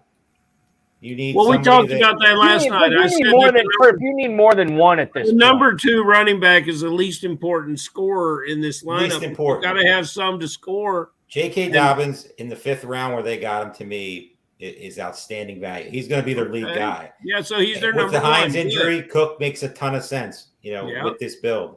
They could easily draft guys like Keontae Ingram, Malik Davis. We can keep going through a list of they're not sexy names, but they're just as close as injury behind as, Roshan Johnson, Tank Bigsby. I mean, there's no guarantee any of these guys are getting jobs right away. No, but you said there's lots of excellent running backs to still pick. They can't find them because they keep picking serviceable. Well, you're not going to win in this format with a service. All right, but Farrell, to Terp's point here. Yes. When you are not getting paid out for second place, you have to win. Like they have basically, they have staked themselves to Dobbins and Cook. They are dominant at receiver, and they should be able to piecemeal it, ham and egg it, if you will, at tight end. I Fields and Goff are fine at quarterback. To this point, if you stake your claim to this free main event entry for 2024 to Dobbins and Cook, then it works. Like if those 2 running backs hit, then it works. But you're also asking, you finish in 12th place, and you don't care, right? Because it's the whole Ricky Bobby aspect. If you're not first, you're last, and I think that's the aspect that they have taken on. I would never recommend this build in like pretty much any other format, right? But you gotta win. Well, I'm talking about this format, and okay. They're shooting for the moon, and hey, they could be 12th, and nobody will ever remember. Farrell, let's talk about our win because you've already picked the winner, even though we're only in the 14th round. But you can't. Okay, hold on. Team 12, don't give up because I did. The winner of this league will be Team 5. Okay, so they're not going to win, so they can pick another tight end. Terp, refresh my memory. when did you say Goat District was winning the whole thing? Were they in the final draft? Right after the draft. Yeah. No, I know, but were they in the final Pros versus Joes? I believe they were. If I remember Okay. correctly, All they right. were in the Okay. I final recall one. that. Yeah, it was a ballsy pick, and it was true. Yeah, I remember that. You'd love that team. I think we would be remiss to mention our good buddy Kevin Williamson. We have not talked about his team Hey, almost Kevin. at all tonight. Longtime listener to the HSFF Hour, gunning for $1 million in the Fantasy Pros Championship, gunning for $1 million in the FFPC Main Event this year as well. Let's talk about his squad. Farrell, what did you make of the 4 running backs in the first 7 rounds? Eckler, Jonathan Taylor, Madison, and Kamara. Yeah, well, he wants them, so it's a different. Well, I know it's different than Team 12. No, they're good players, excellent players, and we've talked about Kamara, we talked about Jacobs, we talked about all these guys. Mhm. Williamson knows what he's doing. He consistently wins, and he doesn't play as many teams as some of the other guys do. And he has a theory. He sticks with it. He doesn't much talk about what he's going to do. He just goes out and do it. He's one of my favorite players. He's got a big, beautiful trophy case at home. He's got a lot of trophies from Kentucky in it. Turp, what do you make of his Higbee Okonkwo back-to-back picks in the 9th and 10th round, knowing that he didn't have any tight ends on his roster? That's how he's filled it so far. I think I would probably hit it one more time if I was him in this league. But your thoughts on the Higbee Okonkwo start at tight end for Williamson? Like Higbee a lot. I feel like he's going to get a ton of targets with Stafford and Kupp pretty much being the leading 2 guys. The Chig pick with the Hopkins signing is not something I'm really excited about. I was excited about Chig before the Hopkins move, but it's just tough to see. I mean, Farrell has talked about that offense is just not a sexy throwing offense. It's never going to be that. It's going to be a Derrick Henry-led offense. So there's never going to be a path for a third guy to get there. So I think he's going to be the one where definitely got to hit it again. Mm-hmm. If tight end works out, his team definitely has potential. The receiver room worries me a little bit. Metcalf, Cooper, studs up top. Pittman, so much has to go right there. I like him, like the talent, but Richardson, there could be some growing pains early. We know what I think of Allen Lazard. I'm never going to be on board with that. Jonathan Mingo, though, tons of talent there. Very solid 13th round pick. I said it last night on the show. I'll say it again. I think he has the best chance to lead that team in every fantasy category. Yeah, you guys are definitely changing my mind on Jonathan Mingo for sure. I'm starting to like him quite a bit more. We the last time we talked about Commando Fro's team, they had just taken Jordan Love. Farrell, what do you make of KJ Osborne in this best ball format, knowing that they already have Justin Jefferson, they already have Jordan Addison, they already have TJ Hawkinson. For the Vikings, they're going to throw it a lot this year. Is Osborne still worth a gamble in the 14th round as wide receiver 66 here as the number 5 wide receiver drafted by Hart and Bielkini? I would have to look at the board. I imagine that they were looking forward to getting a chance at Rice, who, in my mind, did not move up enough in this draft. Very surprising he's not moving up. Donovan Peoples-Jones, they could have fallen to him. They hit their quarterback with Love, right? But what do I think about Osborne? Boggy, it's hard for me to get excited about this player, even though he's in an offense that's going to throw for a lot of yards. I can understand their plan, and they probably know the player much better than I do. And may I for the chat, you can get pictures and things in the chat, right? You can post pictures and can you? I don't think you can. No, can you? I wish Williamson would send over his trophy case, just a picture of it. I mean, it's just unreal. But he should post it on his Twitter and then put a link to his Twitter. And there you go, because everybody should see this. I mean, it's fantastic. And hey, Terp, there's your. Well, I don't want to tease the 15th round, but the 15th round's.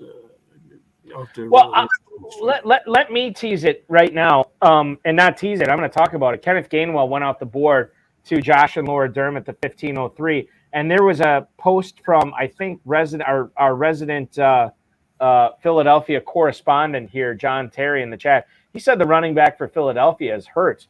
Terp, how concerned would you be about Jalen Hurts if you are drafting a guy like Swift or Gainwell or anybody in that offense this year, Rashad Penny? How concerned would you be about him stealing those goal line carries away, given that the NFL decided not to outlaw that the Philly push or whatever they're calling it right now. He's spot on. I mean, the Eagles running back is definitely tons of questions right now. There's a ton of talent there, but who's going to get the ball? Is it going to be a running back by committee? Boston Scott's still there to annoy things. I mean, he's due for 2 TDs versus the Giants every single year. Every year. I mean, so you have the injury risk with Swift and Penny.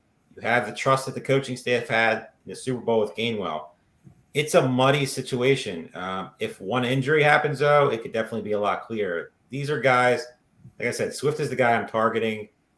But, I mean, I could easily pass him. He's not somebody I'm going to sit here and, pound the table for and say I'm in love with because there's so many questions. There's so many guys behind him, and he's never going to get, 20 carries a game no matter how good he looks. Yeah. They're going to mix in plenty of backs, and it's going to be, like I said, a muddy situation. These guys are more best ball players than they are season long because you're probably always going to get them wrong in a managed league where you have to pick somebody to start every week.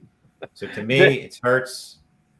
And just if you're going to take somebody, you take Swift, you take Gainwell, you take Penny, but you just don't push them up too much. Dizzle pointing out, if you cross DeAndre Swift, Rashad Penny, Kenneth Gainwell, how does that hurt how you draft? It does not hurt how you draft, which is you great. Just get out of the Eagle business. Right. You're completely. You stick to Goddard, you stick to the pass catchers, and you stick to the QB1. Which is what should be the QB1 in every format. And that's what Green and Kramer did in the 4 spot tonight with Smith, Hurts, and Goddard there early. They hit Philadelphia's offense early and often. And that's not a bad offense to be in business with. Guys, we got some news. I can't remember if it was yesterday or today. I think it was today. Well, Brock Purdy being cleared. It sounds like it's going to be a 2 days on, 1 day off thing for him and his surgically repaired elbow.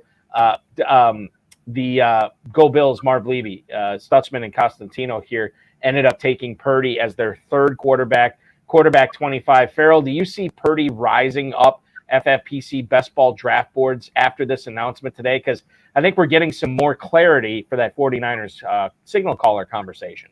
Yep, he's the hardest working young quarterback in the league. He's got a veteran demeanor to him, and he's got wonderful receivers and tight ends and the greatest running back in the business.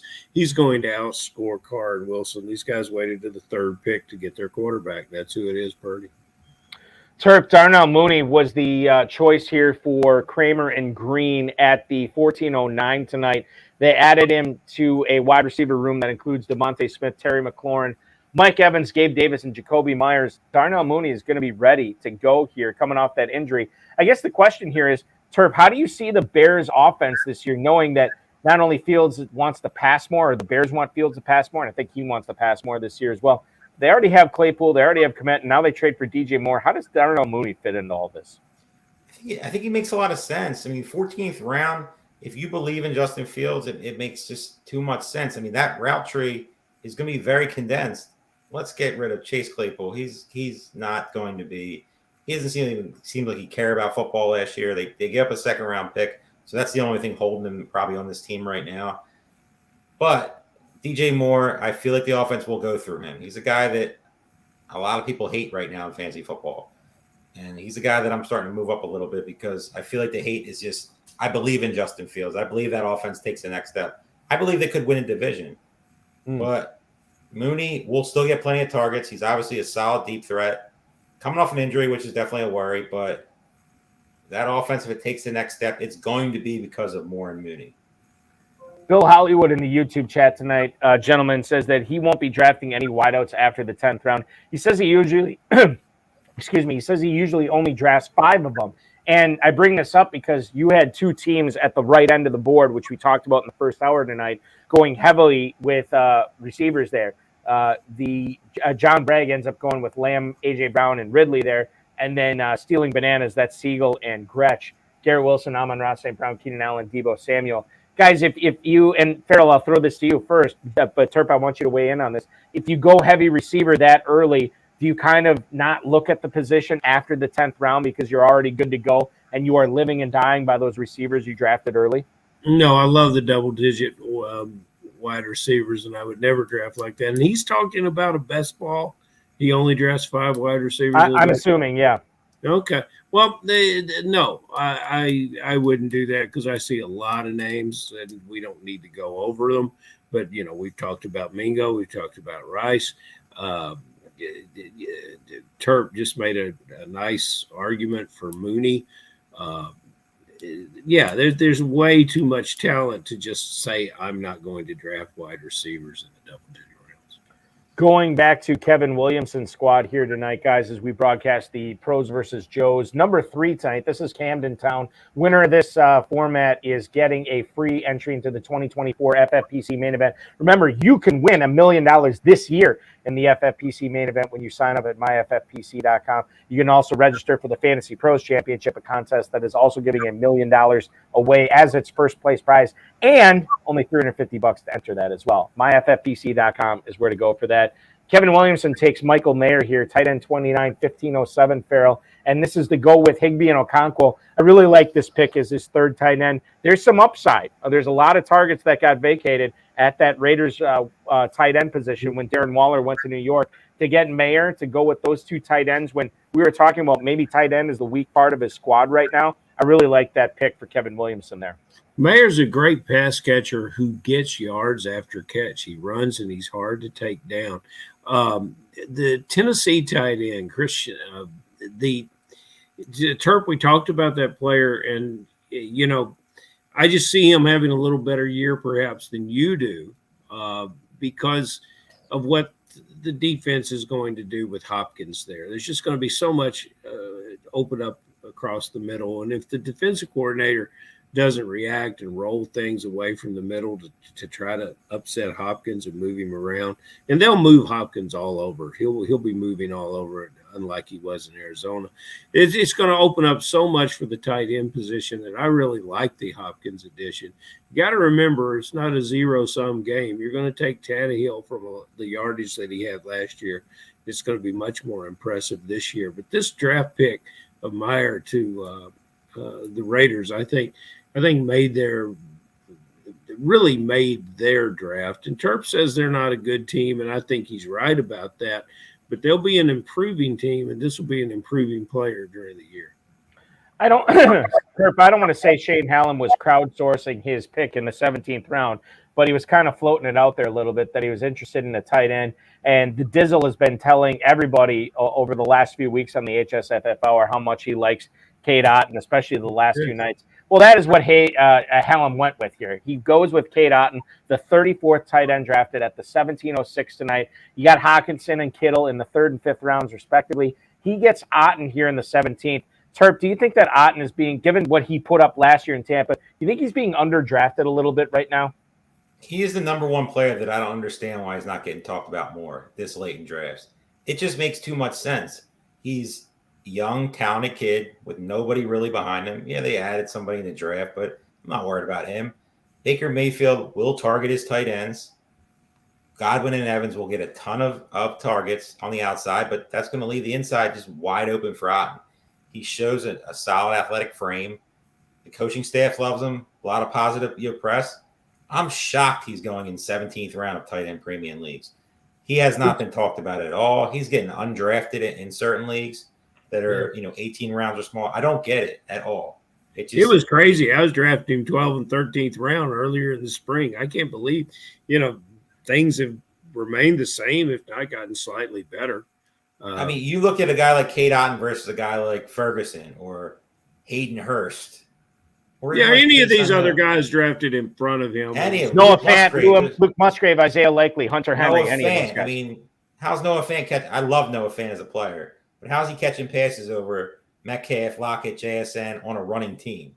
Charbonnet, keep going. I mean, we keep going on the list.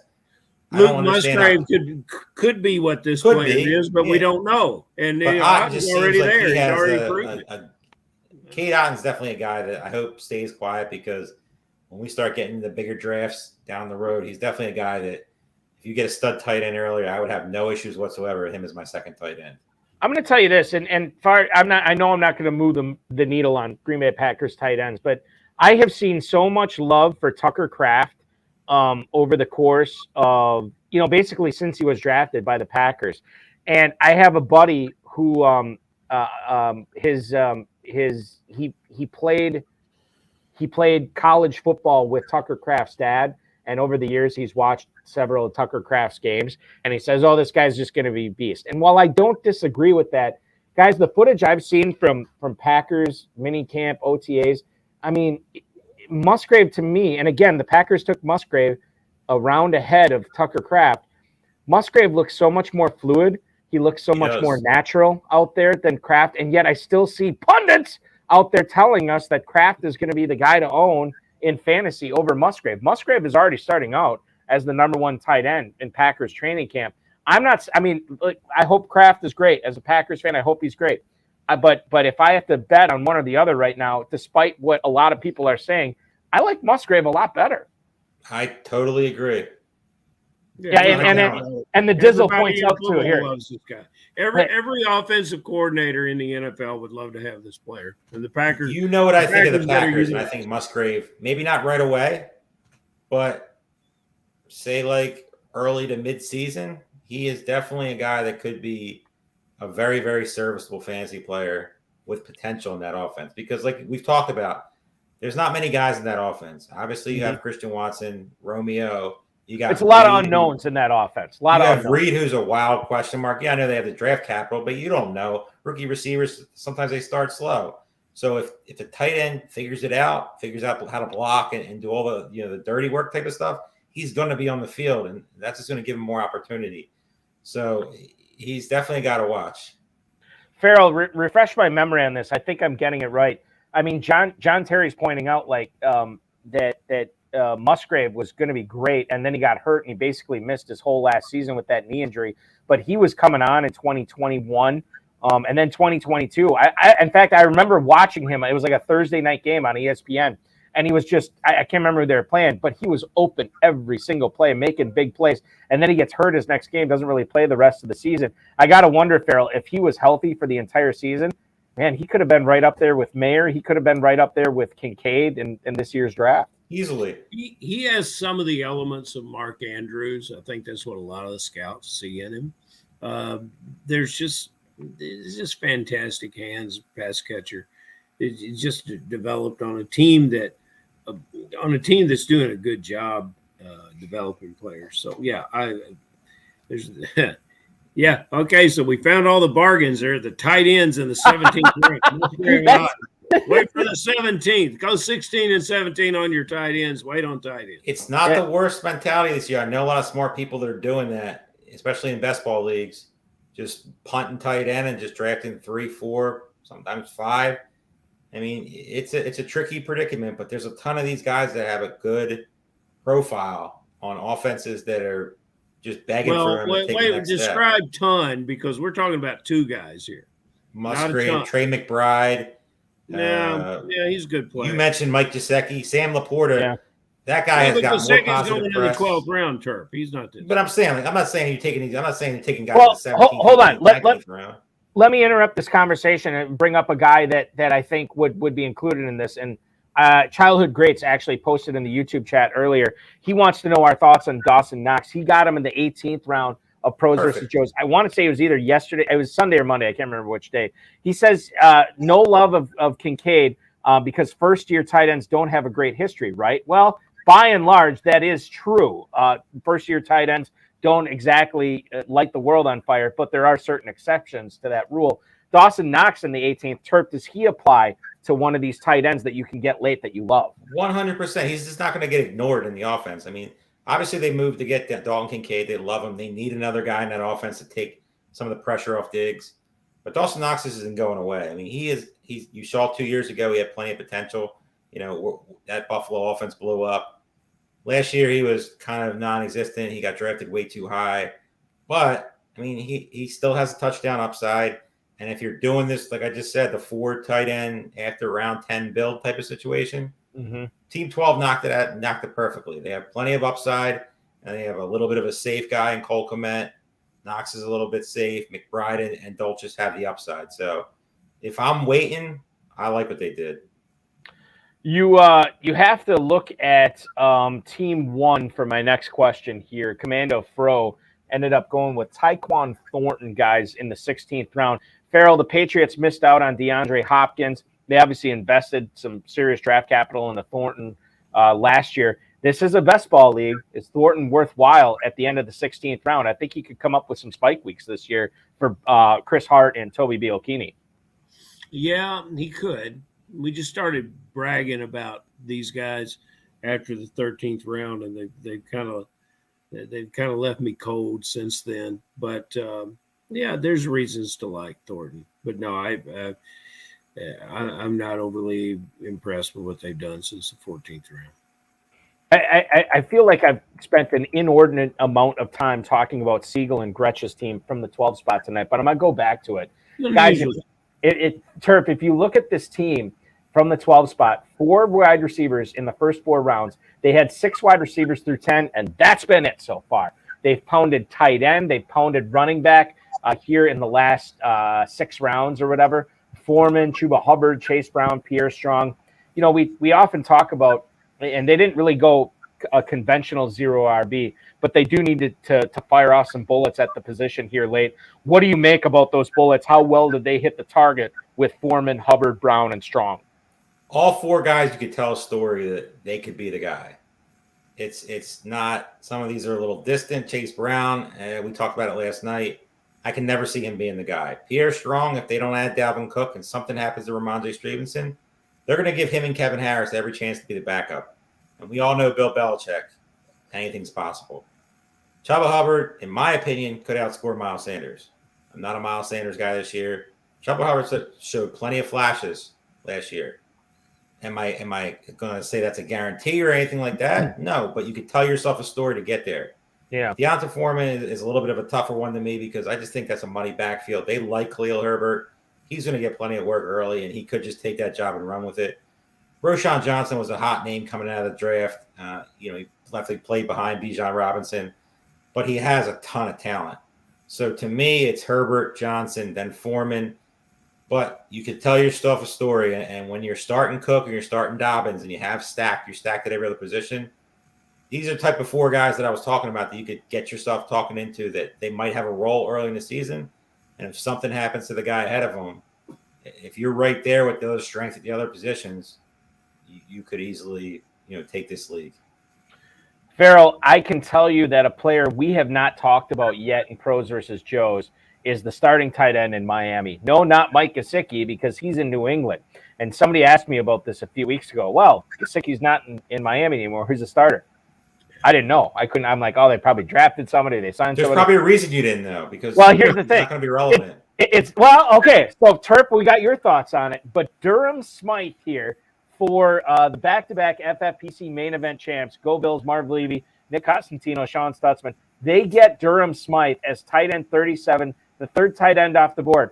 Farrell, Terp says Smythe will not be relevant this year. Are you on the Terp train of thought on this one as well? I want to see this position in the preseason. I want to watch some of these players. He's a pretty good player because he pushed a very good tight end in Gesicki off the field, and they did it sometimes in 12 personnel, but he was often a target in the red zone. He's got good soft hands. He runs well with the ball after he catches it.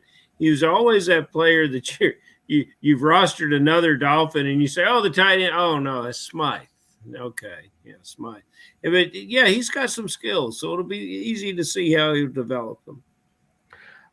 Let's talk about a team that I can't believe that we've spent almost no time talking about it tonight, but it's Team 2. Josh Larky, Ryan Reynolds from the 33rd team. They were drafting in the 2nd spot tonight, had the opportunity for Jefferson or Chase. They went Chase here. They also added a pair of Christians. This is the Catholic Lutheran team here tonight with all these Christians on their team. Watson and Kirk here to go with Jamar Chase. JSN, Michael Thomas, Kadarius Toney, Marquez Valdez-Scantling, a couple of Chiefs receivers there to go with their Patrick Mahomes pick at the 302 tonight. Derrick Henry, DeAndre Swift, Pacheco, Jamal Williams, Tyler Algier. They ignored tight end until round 14. Hurst, Ferguson, Likely, and Hooper. I think they did okay. I'm not loving the Hooper pick there. I think somebody else did not like the Hooper pick in the YouTube chat. But the first 3 I can get on board with. They get Ty Chandler here in the 19th round. Terp, what do you make of this team? They got Kyler Murray to back up Mahomes as well. Betting on the Chiefs offense is never a bad thing to do. I mean, obviously not getting Kelsey, taking Mahomes, you're taking a wild card shot with Toney, but I mean, he's a guy in the 10th round that could win you this league easily because he was going in the 6th, sometimes 7th round, just a couple weeks ago. So you're betting on that offense. You got MVS, but the tight end position is not something that's exciting to me. There's not a lot of upside there. I mean, Hayden Hurst. Jake Ferguson is a guy that I like, but I mean, I don't really think that the tight end is going to be. It's not Dalton Schultz. Yeah. Isaiah Likely is a talented player. But I bring up Likely because that's the thing. It's just like if you're going for first place, which everybody should be. Like if anything happens to Andrews this year, Likely is Likely's very a league winner. Yeah, Likely will always be drafted in every league. I shouldn't say league winner. I don't want to necessarily agree with that because they do have more pass catchers on this team this year than they had last year. But I guess Terp, that it comes down to if you look at okay, Bateman's already hurt. Beckham's talking about retiring after this season. Zay Flowers is a rookie. Then maybe there is more. You are likely to like Isaiah more. 17th round. I mean, he is leaps and bounds better than his 18th round pick. The Austin Hooper pick, I think, was just like a panic pick a little bit. They're probably just thinking they need to add a fourth guy. He might be the starter there, but that's not going to be for long. But the rest of this team is, in my opinion, very good. Algier, I like. I mean, if you're betting against Bijan, Jamal Williams, if you're, the Kamara, uncertainty and Kendrick Miller, is he going to be the guy? I love Ty Chandler in the 19th round. I think he could easily be the starter there by middle of the season with, Alexander Madison, not knowing if he could handle the full load. Patrick Mahomes, you're gambling on Kyler Murray, which is obviously a gamble because you don't know when he's going to play, but you have Patrick Mahomes. So you're betting everything on that offense, and I'm all aboard this team. Farrell, go ahead. I love it when Terp sounds in on those SEC players. He knows what he's talking about there with Ty Chandler. Terp, you talk about Hayden Hurst. Now, Hayden Hurst is playing in Carolina this year, correct? And last year, Balky in Cincinnati, I think he was north of 50 catches and south of 500 yards because he had to stay in a lot of situations and block for Burrow to keep Burrow upright. The challenge that Cincinnati offensive line always has. So, and then I look at the fact of the diminutive quarterback, the rookie quarterback there in Carolina, and I remember that rookie quarterbacks love sure-handed veteran tight ends, and we get 1.5 points per catch. I think Hayden Hurst is a 65 catch tight end here. Can you see that happening? You just talked about a story. And I like your story. I like telling your story, but I just don't. Am I right about the catches last year? What? You got to stand. I do. Yeah, absolutely. I'm sorry. I'm going to look it up right now. As far as how many catches. I want to make sure I'm not talking about 2021. As far as how many just receptions you want to know last year. Receptions last year. Okay. And he didn't get a lot of yardage. Yeah, it's just over 400 yards. He had 52 catches last year. 52 catches. I just, I wouldn't discount that player, Terp. That's all I'm saying. There's some tight ends there. Not the discount of a player. It's just when you're comparing the position versus some of the other guys, he's going to be so far behind at the tight end position with those four guys that it could be too insurmountable for him to get up. Because if any of these top, we're talking about guys like Higbee and Kincaid, Laporta, Everett, Schultz. We're not even talking about the big names. These guys could outscore all four of those guys easily. Yeah, there were a lot of guys. There were a lot of guys on the board that paired better with Hurts than some of the guys he got. So yeah, okay. Yeah, and by the way, John Terry chiming in with Chris Vincent's personal superhero, Tommy Tremble. Don't forget about him. I like Tommy Tremble. I liked him when he got drafted. So did Chris Vincent for sure. Biggest fan for Tommy Tremble. Okay, Farrell, I can't remember who posted this in the chat earlier, but they asked about Jimmy Garoppolo and knowing that he basically does not have any restrictions. He got cleared. He's at training camp right now. Is he going to be bumped up in drafts right now? He went tonight to Josh and Laura Derm's team from the 3 spot. Deshaun Watson, Ryan Tannehill before that. They get Jimmy Garoppolo at the 1903. Are we going to see a rise of Garoppolo? And is it warranted in your opinion? No, we're not going to see a rise. And yes, he's a better player than the 19th round draft pick, especially when you consider the players that are around him. So yeah, that's a nice pick for the 19th round. Terp, I just want to get back on this Ty Chandler discussion here. You talked about how you think he could be the starter sooner rather than later in Minnesota, and that's fine. I mean, I could definitely see a world where that exists, where Alexander Mattison, to me, it doesn't strike me as a very special running back at all. No. And Ty Chandler, there's plenty of pundits out there that love Ty Chandler even before he was drafted. So I see it there. But there's also a lot of people on Dwayne McBride this year. What do you think Chandler has over McBride when you think about drafting the guy behind the guy in Minnesota late? Why should it be Chandler over McBride? I'm not saying that. I've drafted both, and I'm a fader of Madison, so he's not a guy that I'm drafting a ton. And I'll mix it in Chandler and McBride. I feel like both of those guys have plenty of potential in this offense. I like Chandler's speed a little bit better. McBride's more of like in between the tackle type of guy. So it's a little bit more of a boring skill set for what you're looking for. But both guys I like. Both guys I'm drafting this late, and both guys I'll add on. Handcuffs this late to me makes a ton of sense if you're not a believer in Madison, which I'm not. Either one, if I had to take it, like I said, I like Chandler's speed a little bit better. I feel like he has more of a game-breaking ability. And both of these guys are just really cheap. I don't think they'll be in the market to add somebody unless Madison gets hurt, which obviously will be a worry. But to me, Chandler slightly over McBride, but both I'll take. I think it's a bigger spread than that. Chandler is not only is it speed, it's love him out of North Carolina, but there's talks that he hasn't figured it out yet in the NFL. He doesn't really the playbook at him aren't seeing eye to eye. Blocking's not his specialty.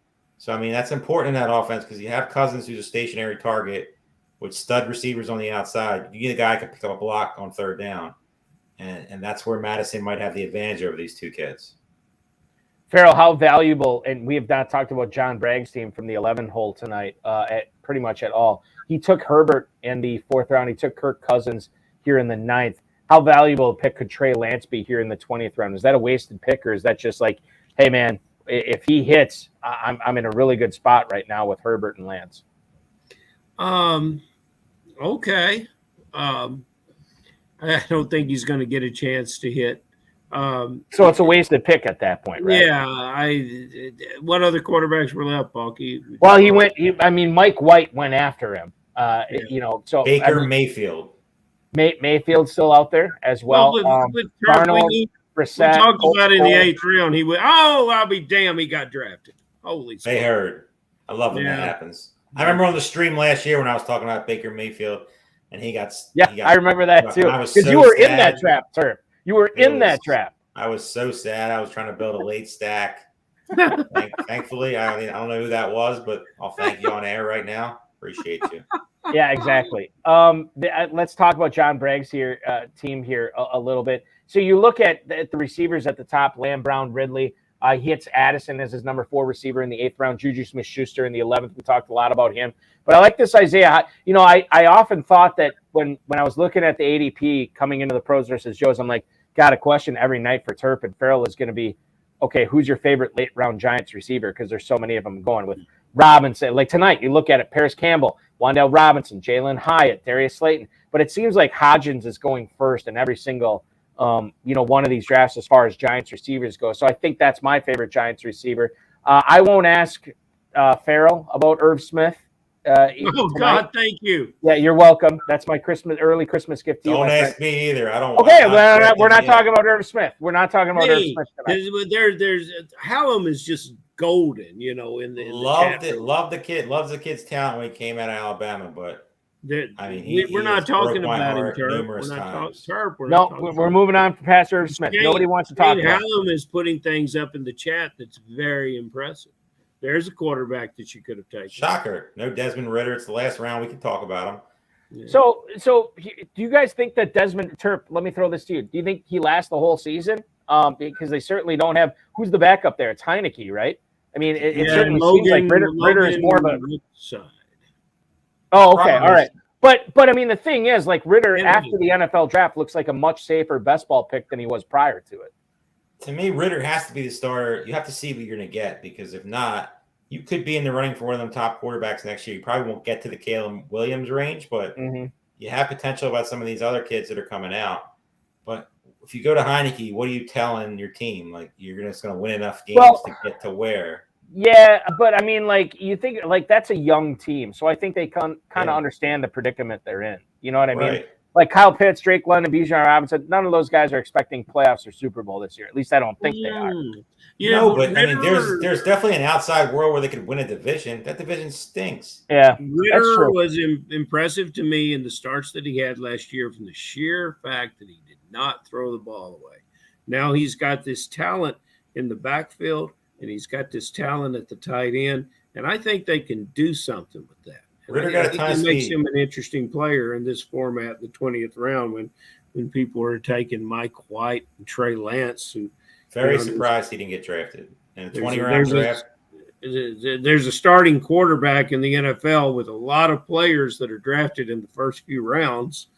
Well, two at least. And what gives? I don't, it doesn't make any sense. I'm counting it up right now, guys. In this draft tonight, we had, count them up, 8 teams take 3 quarterbacks. 32 quarterbacks were drafted in all, and the starting quarterback in Atlanta was not one of them. Ritter crushes it. These teams can look back and, I should have drafted Ritter. And he probably won't crush it this year, but he definitely could have some weeks where it might be a difference maker. He's definitely a better pick than Trey Lance is right now. He would definitely be a better pick than Mike White on that team with Tua and Daniel Jones right now. Totally agree with you. Terp, final question for you tonight. You said that the best team, I think halfway through, was the back-to-back main event champs, Go Bills, Marv Levy, Sean Stutzman, Nick Constantino from the 5 spot. Are you still sticking with them as the team to beat in this league from the 5 hole? Team to beat, team 5, very close second, team 12. Farrell, what about you? Which teams stand out? I know you don't have the whole draft board in front of you. Terp likes team 5, the main event champs, back-to-back main event champs. He also likes Sean Siegel and Ben Gretch's team from the 12 hole. Anybody else stand out to you tonight? Williamson's going to win it. He'll be generally discouraged that there's not a trophy for the league. We'll have to make one for him. Gentlemen, it is a pleasure. We have 3 of these in. So I really thank you for hanging out with me tonight. Always like talking shop with you guys. I know the viewers liked it too. So coming up Sunday night, Terp, I know you won't be available. You're going to join us on Monday. Farrell, you'll be on board on Sunday. Plus, we got another show to do on this Friday night, so I look forward to that as well. Terp, we follow you on Twitter at Dave Terp. Farrell, we check out the Kentucky Fantasy Football State Championship. Register for those leagues at kffsc.com. Oh, Thanks so much. do. Absolutely. And compete against me. And maybe 5% chance of Terp being in Louisville this year as well. Less Good than rise zero. as we get close to the end of the shows. You never know. Less than zero. People love Terp in Kentucky. 5% is better than when you called me last week and I said 0%. Yeah. It's 5%. And right you now. know, and Terp, Louisville, Kentucky is your adopted hometown, and it's also the hometown of Desmond Ritter. So it's just another reason. Now we're down to 3%. That's Oh not my something goodness! You just hurt he's yourself not there. easily swayed. If you would have You sold never me can- on a Louisville, Kentucky, you like never on can some figure basketball out games where- or something, maybe. But You Desmond just Ritter's can't. not going to get me to come. You just can't figure out how the wind blows with Terp. He's a hard. You're 100% accurate there. He's a beauty. That Terp's a beauty. That summer That's right. breeze will be a blowing once again on Monday night when Terp joins us at 9 p.m. Eastern time. Farrell, I will see you Friday night at 10 p.m. Eastern time. Thanks, guys. Appreciate it. See you guys. So, yeah, Dave Terpoli, Farrell Elliott from the Kentucky Fantasy Football State Championship, KFFSC.com. What a great contribution from those guys tonight. What a great contribution we got from our drafters. I want to thank Sean Stutzman, Nick Constantino, Sean Green, and Shane Hallam for hopping aboard the broadcast tonight. So much fun talking shop. We're halfway done with the Pros versus Joes, but you are not halfway done with drafting. Let me tell you a little bit about the FFPC Main Event. Remember, while all these drafters are competing for a 2024 FFPC Main Event entry, you can still enter the 2023 FFPC Main Event right now at myffpc.com. Go there, myffpc.com. Register your teams for a $1 million grand prize. Keep in mind that if you do sign up for additional teams, you're going to get $400 off each one of those teams. If you want to play in the Fantasy Pros Championship, we encourage that kind of behavior as well. A $1 million grand prize in that contest. That is just $350 to enter. $50 off your third team. You get a $50 discount when you buy a 3-pack. So make sure you're checking that out. A couple of best ball tournaments there as well. Dynasty startups going hot and heavy there as well right now. Plenty of slow, live, sit and go best ball options. all at myffpc.com. I want to remind you that we will be talking with a couple of guys on Friday night on this channel. Jeff and Al Eidelman. They drafted from, I believe, the 5 spot last night. Could have been the 4. I can't remember now. But they're going to be our guests on the High Stakes Fantasy Football Hour Friday night, 10/9 Central, FFPC YouTube, Twitter, and Facebook. And check out the FFPC YouTube, Twitter, and Facebook Thursday night at 7 p.m. Eastern Time when I go live with another great guest on the High Stakes Fantasy Football Show on the Better Sports Network. You can also watch that at Better Network, bettersports.com as well. Thanks so much for watching, everybody. Again, we'll be live on Thursday and Friday, but if you're looking for live draft action coverage, we'll be live once again at 7 p.m. on Sunday night for Pros versus Joes number 4. It's the Arrow House draft. The Joes include a long-time and very successful FFPC player, Danny Miller. Also, Tyler Holder is going to be drafting, Jason Barr and Joe Jackson. Gary Kerr, a former guest of the show, he's going to be drafting that night. Gary Knight and Brian Covert, all the FFPC Joes in that draft. Making up the Pros on Sunday night will be John Paulson from 4 for 4, Doug Orth from FFtoday.com, Mauricio Gutierrez from EstadioFantasy.com, Curtis Patrick and Ryan McDowell from RotoViz and Dynasty League Football, respectively, Dan Williamson, Theo Greminger, and John Daniel from the GOAT District, the defending champs of the Pros versus Joes competition. They're drafting, as well as Jim Coventry from RotoWire. That is all Sunday night at 7/6 Central. Hopefully you'll stop in and see us on Thursday and Friday night. If not, no big deal. We'll see you Sunday night. We really appreciate you watching, everybody. Thanks so much. Your week continues right now.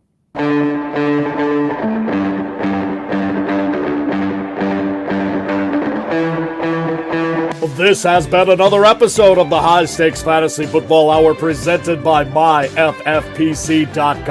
It was broadcast live and was watched around the world. Balky and Farrell will be back next week with more analysis, more interviews, and more advice from guests much smarter than they are. Thanks for watching, and we'll talk with you again next week.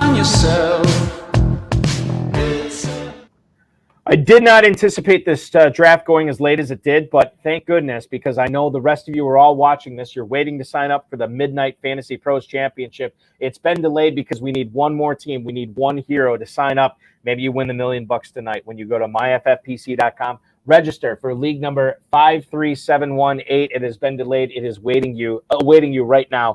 Draft tonight. I'll be commissioning that draft, and maybe you can walk away with $1 million. You just never know. MyFFPC.com. We'll see you Thursday night or perhaps Sunday night, ladies and gentlemen. Thanks so much for watching. We appreciate you.